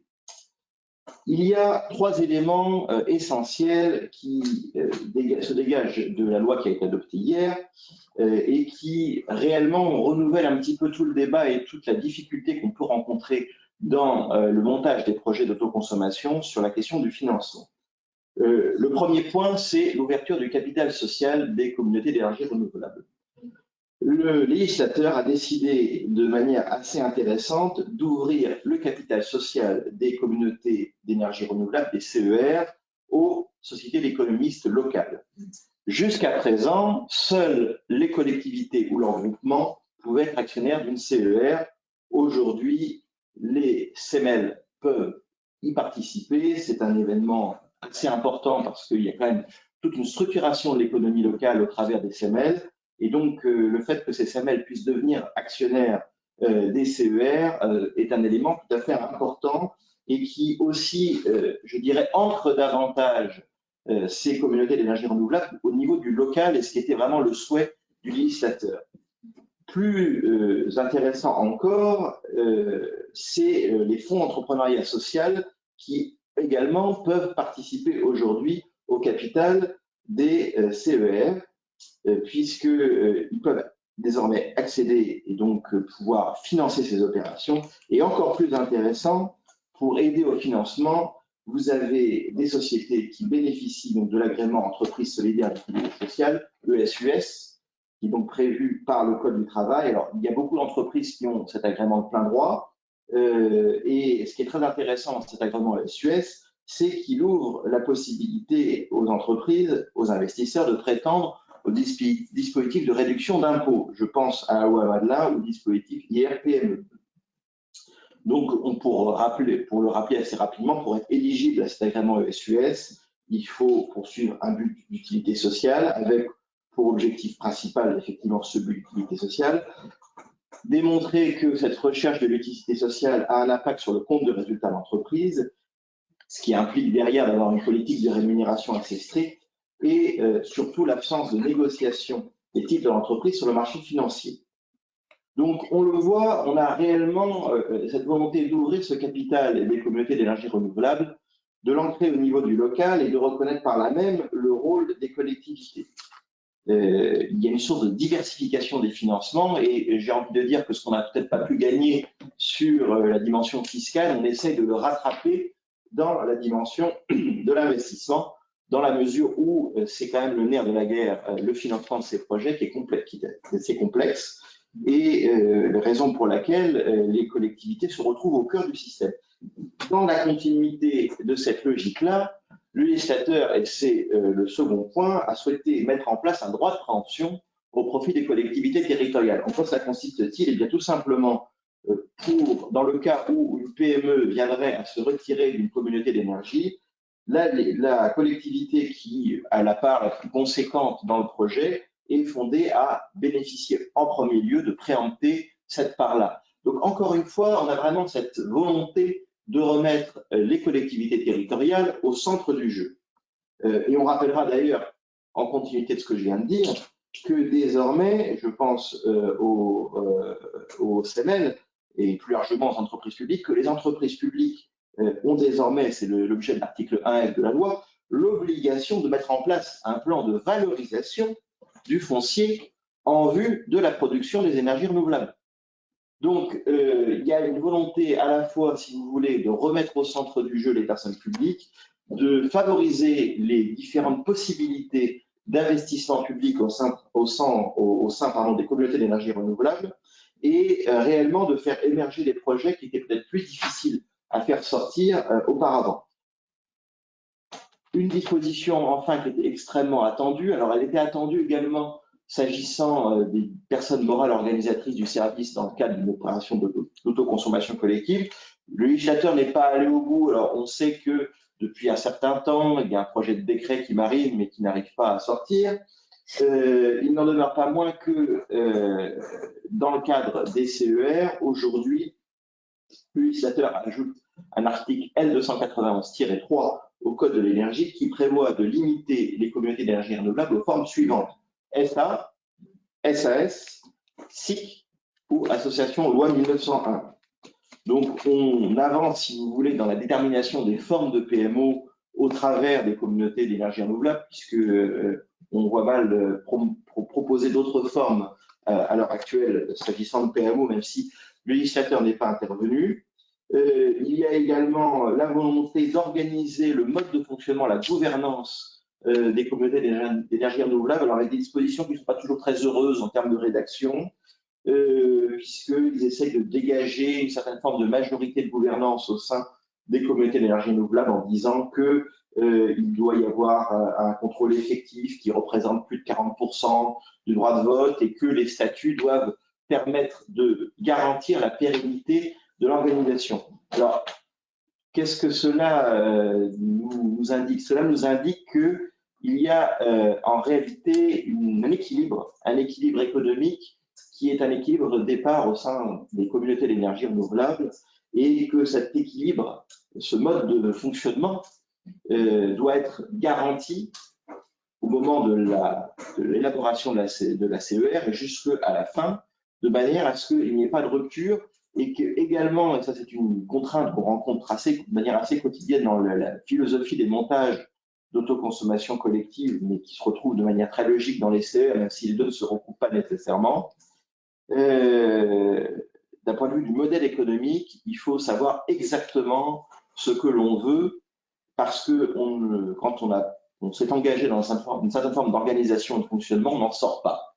Notamment, je dirais, dans le cadre des régimes d'aide et dans le cadre de certains régimes d'exemption. On a parlé tout à l'heure de la question de l'occupation de domaine public, c'est exactement la même chose. Il y a des fonctionnements qui se rapprochent plus, je dirais, d'un fonctionnement public et d'un fonctionnement qui se rapproche plus d'un fonctionnement privé avec une coloration économique beaucoup plus forte. Tout simplement, vous ne pouvez pas prétendre au même régime si vous avez choisi l'un ou l'autre système. C'est ce que le législateur a voulu répondre et affirmer dans le cas des communautés d'énergie. Il faudra évidemment en tirer toutes les conséquences d'un montage de projet, s'agissant notamment des opérations d'autoconsommation collective. Merci. Et nous terminons avec Sylvain. Merci beaucoup. Oui, donc pour cette dernière partie sur l'examen de la loi ENR, je vais venir abonder dans le sens de Benjamin pour mentionner cette fois les dispositions tenant à la gouvernance des sociétés porteuses de projets ENR et à l'acceptabilité.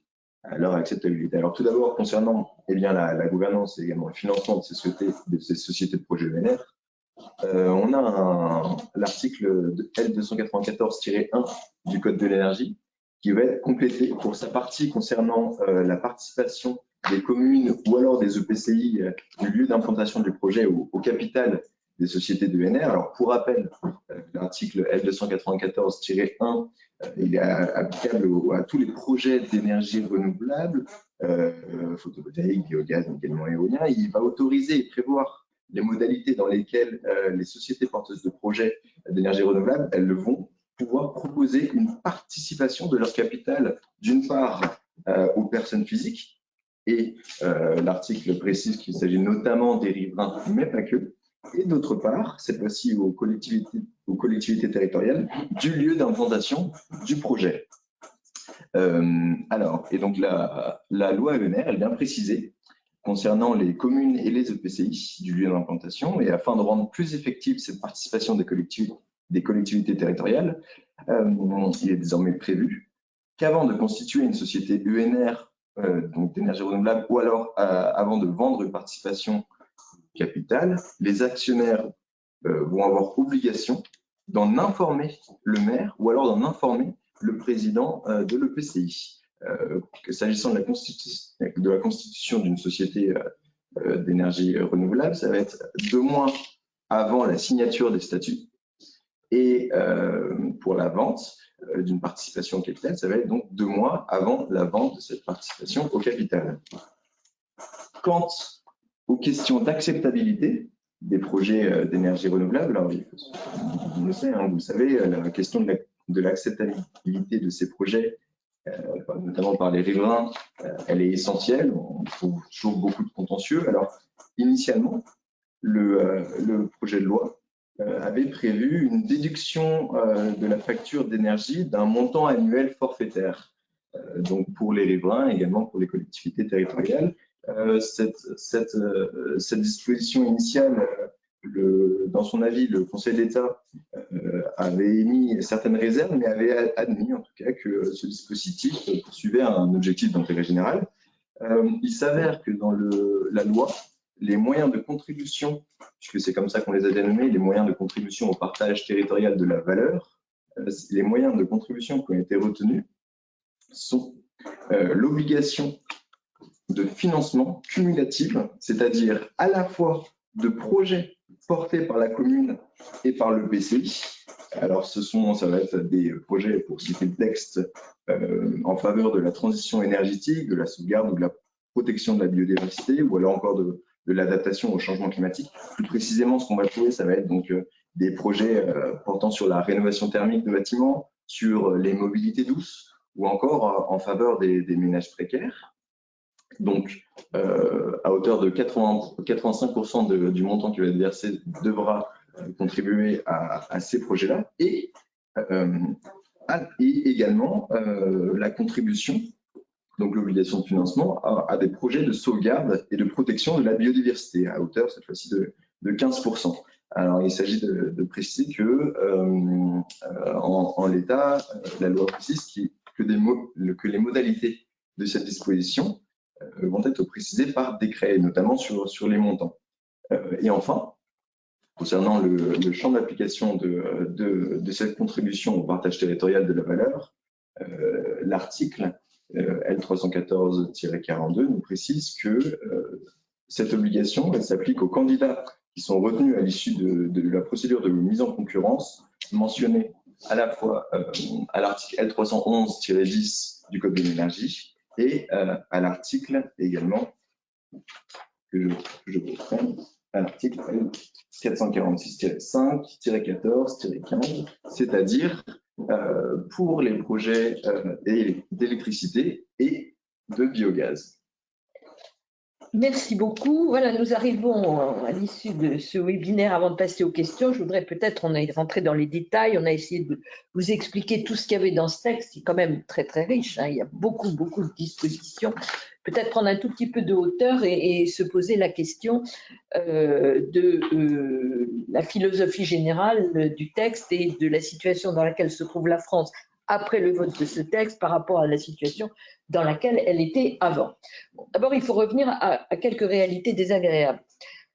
Nous sommes le seul pays européen à n'avoir pas atteint nos objectifs en matière d'énergie renouvelable en 2020, ce qui nous a déjà coûté une amende de 500 millions d'euros. Pour l'année 2022, Enerplan indique ce matin que la part de solaire en Europe a augmenté de 50% au cours de l'année dernière et que la nôtre a baissé, enfin nous avons baissé nos constructions par rapport à l'année 2021. Donc il y a quelque chose qui ne va pas. Troisièmement, nous avons un niveau de 40% d'énergie renouvelable en 2030, nous sommes à 21% peut-être, 22%, donc on est très très loin de compte. Est-ce que ce texte permet d'atteindre l'objectif de 2030? Réponse, je ne crois pas. Réponse, je ne crois pas. Pourquoi? Alors, certes, il y a des aspects positifs dans cette loi. On a essayé de vous les montrer de manière aussi objective que possible. Sur l'agrivoltaïsme, nous avons maintenant un plan d'éolien en mer. Sur les parkings et les toitures, nous avons effectivement un système qui va permettre de produire assez massivement de l'électricité. Sur les PPA, et l'amélioration de la situation des communautés d'énergie, et enfin l'idée de partage de valeur pour améliorer l'acceptabilité. Tout ça est plutôt positif, c'est vrai. Mais en revanche, il y a des manques criants. Si nous voulons développer massivement le solaire et l'éolien, surtout le solaire, il faut des éléments économiques et fiscaux qui ne sont pas dans le périmètre. Manifestement, on ne voit pas encore de volonté massive de vouloir massifier le recours aux énergies renouvelables en France. Oui, OK pour les grosses installations de l'éolien solaire, OK pour les parkings, mais pour ce qui est de faire en sorte que tout un chacun puissent, dans la mesure du possible, se regrouper dans le cadre de communautés d'énergie pour faire de l'autoconsommation collective. Alors, bien sûr, on peut dire aujourd'hui, on peut faire du gaz et de l'électricité. Oui, certes, mais quelle incitation économique et fiscale on a pour le faire? Malheureusement, il n'y en a pas. Quel système de financement est-il mis en place? Est-ce qu'on a un système de tiers-financement comme en Allemagne, où c'est la Banque des territoires qui a préfinancé les travaux d'installation faits par les citoyens allemands? Non, il n'y a absolument rien.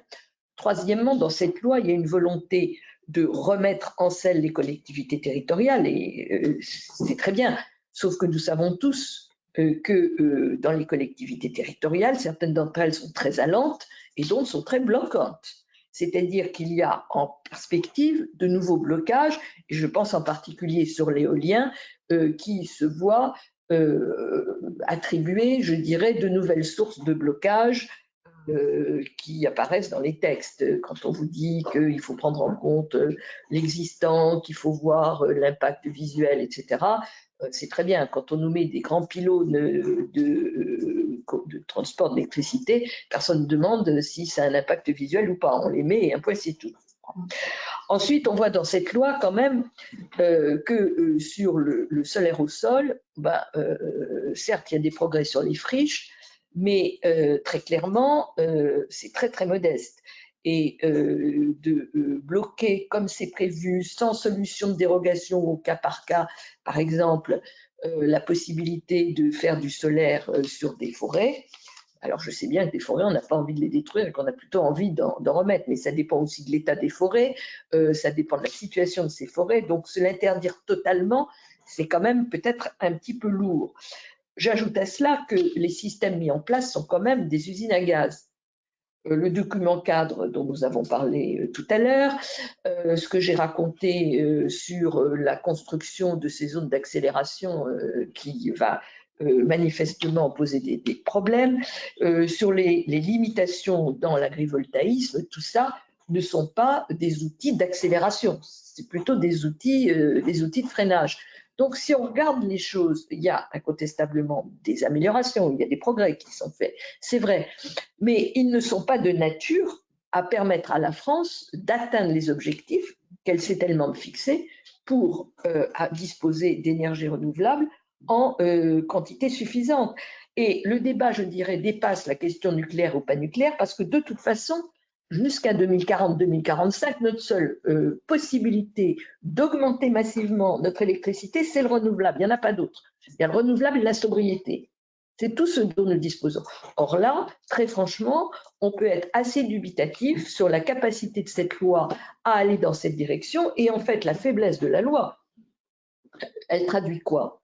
Elle traduit le fait qu'une partie du Parlement n'est pas du tout convaincue de la nécessité d'entrer massivement dans la transition. C'est tout. C'est extrêmement simple. Je ne vais pas faire de la politique politicienne ici, ce n'est pas le lieu. Mais il n'y a pas de consensus massif de la représentation nationale pour dire on fonce sur le renouvelable. Ce n'est pas vrai. Donc on a quelque chose qui est au milieu du gué, des progrès par ici, des verrous par là, et donc quelque chose qui est assez mou en définitive, ce qui fait que les tenants de la filière disent oui, il y a des progrès, mais enfin, ça ne permet pas d'atteindre les objectifs que nous devrions atteindre, et c'est bien dommage parce que nous allons passer à côté de ce que tous les autres vont faire dans les années qui viennent. Ça va bien entendu freiner les investissements en termes d'énergie renouvelable que nous pourrions faire grâce aux fonds européens qui sont massifs sur ces sujets-là.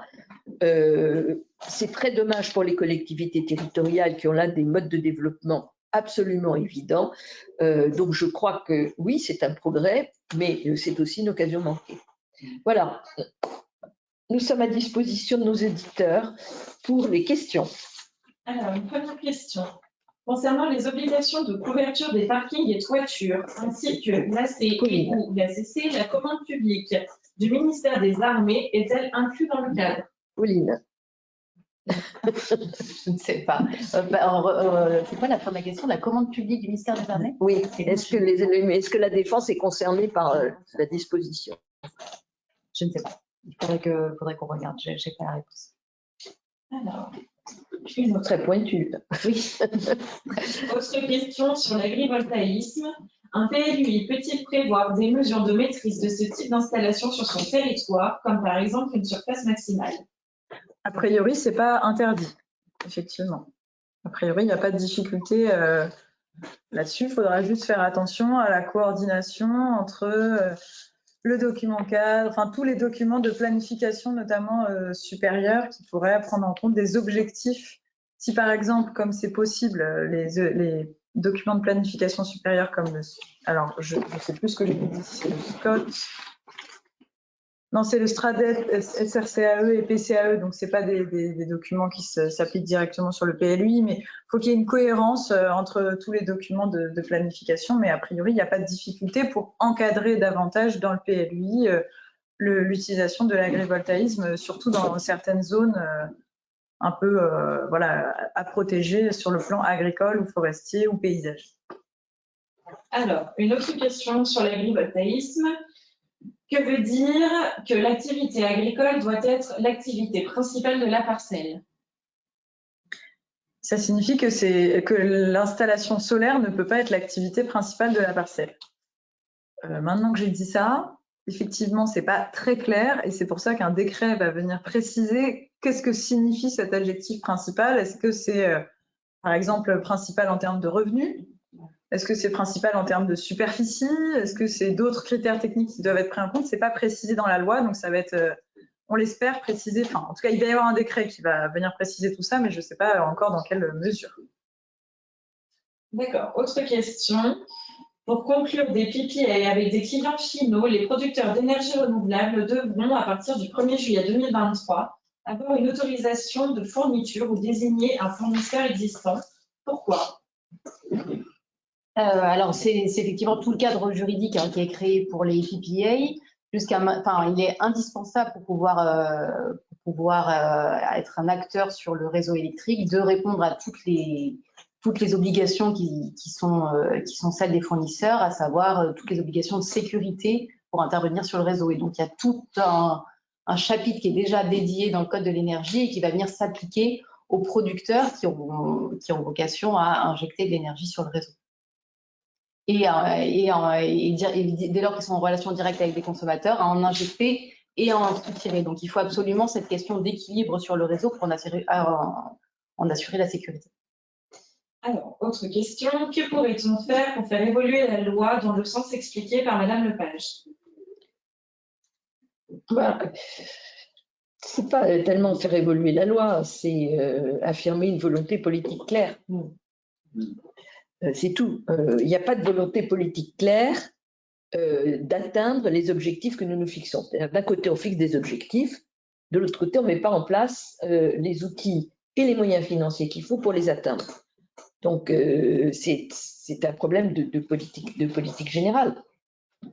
Je ne vois pas qu'avec ce système, on puisse y arriver. Et puis le débat dont Madeleine a parlé sur l'hydrogène bas carbone, comme le problème du gaz bas carbone, c'est un problème qui est d'abord très important parce que l'hydrogène, c'est plusieurs milliards d'euros d'investissement. Ce sont des projets absolument colossaux, notamment en Espagne actuellement. Mais pas que, aussi il y a des très gros projets en Afrique du Nord qui pourraient, via des gazoducs, rejoindre l'Europe. Donc c'est une nouvelle conception en fait du réseau à la fois gazier et électrique. La bataille entre la France et l'Allemagne là-dessus et les propos vraiment très belliqueux de notre ministre, je trouve vraiment très excessif en ce qui me concerne. C'est quand même très embêtant parce que si l'Allemagne et la France entrent vraiment en bagarre ouverte sur le sujet hydrogène et derrière le sujet énergétique, je rappelle quand même qu'on a une solidarité européenne en matière d'électricité, que si aujourd'hui on a de l'électricité en France et qu'on n'a pas eu de panne, c'est quand même grâce au réseau européen qui est venu nous amener de l'électricité quand nos centrales ne fonctionnaient pas. Donc, il y a un problème d'ensemble aussi à avoir dans la tête. Alors certes, sur cette question de l'hydrogène, les pays de l'Est soutiennent la France parce qu'ils ont du nucléaire, mais toute la partie occidentale de l'Europe est contre. Et quand vous voyez les textes européens aujourd'hui, tous les textes qui sortent, y compris ce qu'a sorti Madame von der Leyen il y a 2 jours sur l'industrie verte, il n'y a rien sur le nucléaire, il n'y a pas un mot. C'est pas dans le scope. Autrement dit, on dit aux Français, vous voulez faire du nucléaire, ben faites-le chez vous, mais vous le payez vous-même. Globalement, c'est ça le fond de l'histoire. Donc, c'est quand même très, très préoccupant, cette histoire-là. Donc, qu'est-ce qu'on peut faire pour une loi? Décider. Vous savez, la loi, elle viendra tout naturellement si on a une volonté politique consensuelle d'aller dans la transition. C'est pas le cas. C'est pas le cas.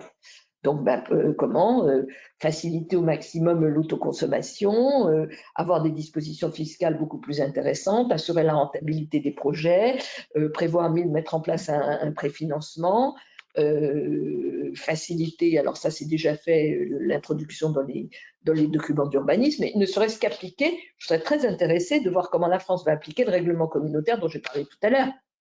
Et que, effectivement, au bout d'un mois, pour les petits projets, les gens peuvent les réaliser sans qu'il y ait d'accord, c'est un accord tacite. Je suis très intéressée de voir comment tout ça va fonctionner. Alors, autre question, une saisine du Conseil constitutionnel est-elle envisagée? Il faut vous demander ça à 60 députés ou 60 sénateurs. Sur quelle base? Qu'est-ce qu'il y aurait d'inconstitutionnel dans ces dispositions législatives, tant plus que ceux qui n'ont pas voté la loi n'ont pas voté contre en règle générale et se sont abstenus. Donc je vois mal que le Conseil peut être saisi. Ceci étant, il peut y avoir ensuite ultérieurement une QPC, par exemple sur la question de l'hydrogène bas carbone, du gaz bas carbone. Hein, c'est des choses qui peuvent se faire. Et puis, il peut y avoir aussi une saisine de la Cour de justice de l'Union européenne sur la conformité de la loi aux dispositions communautaires. C'est des choses qui peuvent arriver. Hein. Une dernière question. Le document cadre départemental est-il un plan-programme soumis à évaluation environnementale? Ce n'est pas précisé dans la loi. Donc, j'avoue que je ne peux pas vous répondre Peut-être que, en tout cas, l'article annexe qui prévoit les plans programmes soumis à évaluation environnementale n'a semble-t-il pas été modifié pour intégrer ce document cadre. Maintenant, voilà, il n'est pas impossible que ce soit le cas à l'avenir. Il n'y a plus de questions? Si, encore. Alors, une autre. Qu'en est-il du développement des projets photovoltaïques sur des communes couvertes par un RNU? Y a-t-il une différence d'application vis-à-vis des communes couvertes par un PLUI?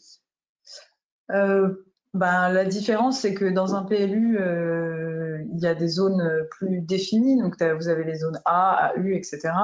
Les communes couvertes par le RNU, c'est plus les zones urbanisées et non urbanisées. À part ça, le code de l'environnement, le code de l'urbanisme, pardon, s'applique de façon uniforme à ces deux types de communes et les dispositions sont à peu près similaires pour les deux. Il n'y a pas de difficulté. Alors, quand les décrets devraient-ils nous parvenir? Ça, c'est une bonne question. On ne sait pas. Le décret sur les communautés d'énergie, on l'attend depuis 2 ans et demi. Pareil pour l'autoconsommation collective. Oui, autoconsommation collective aussi.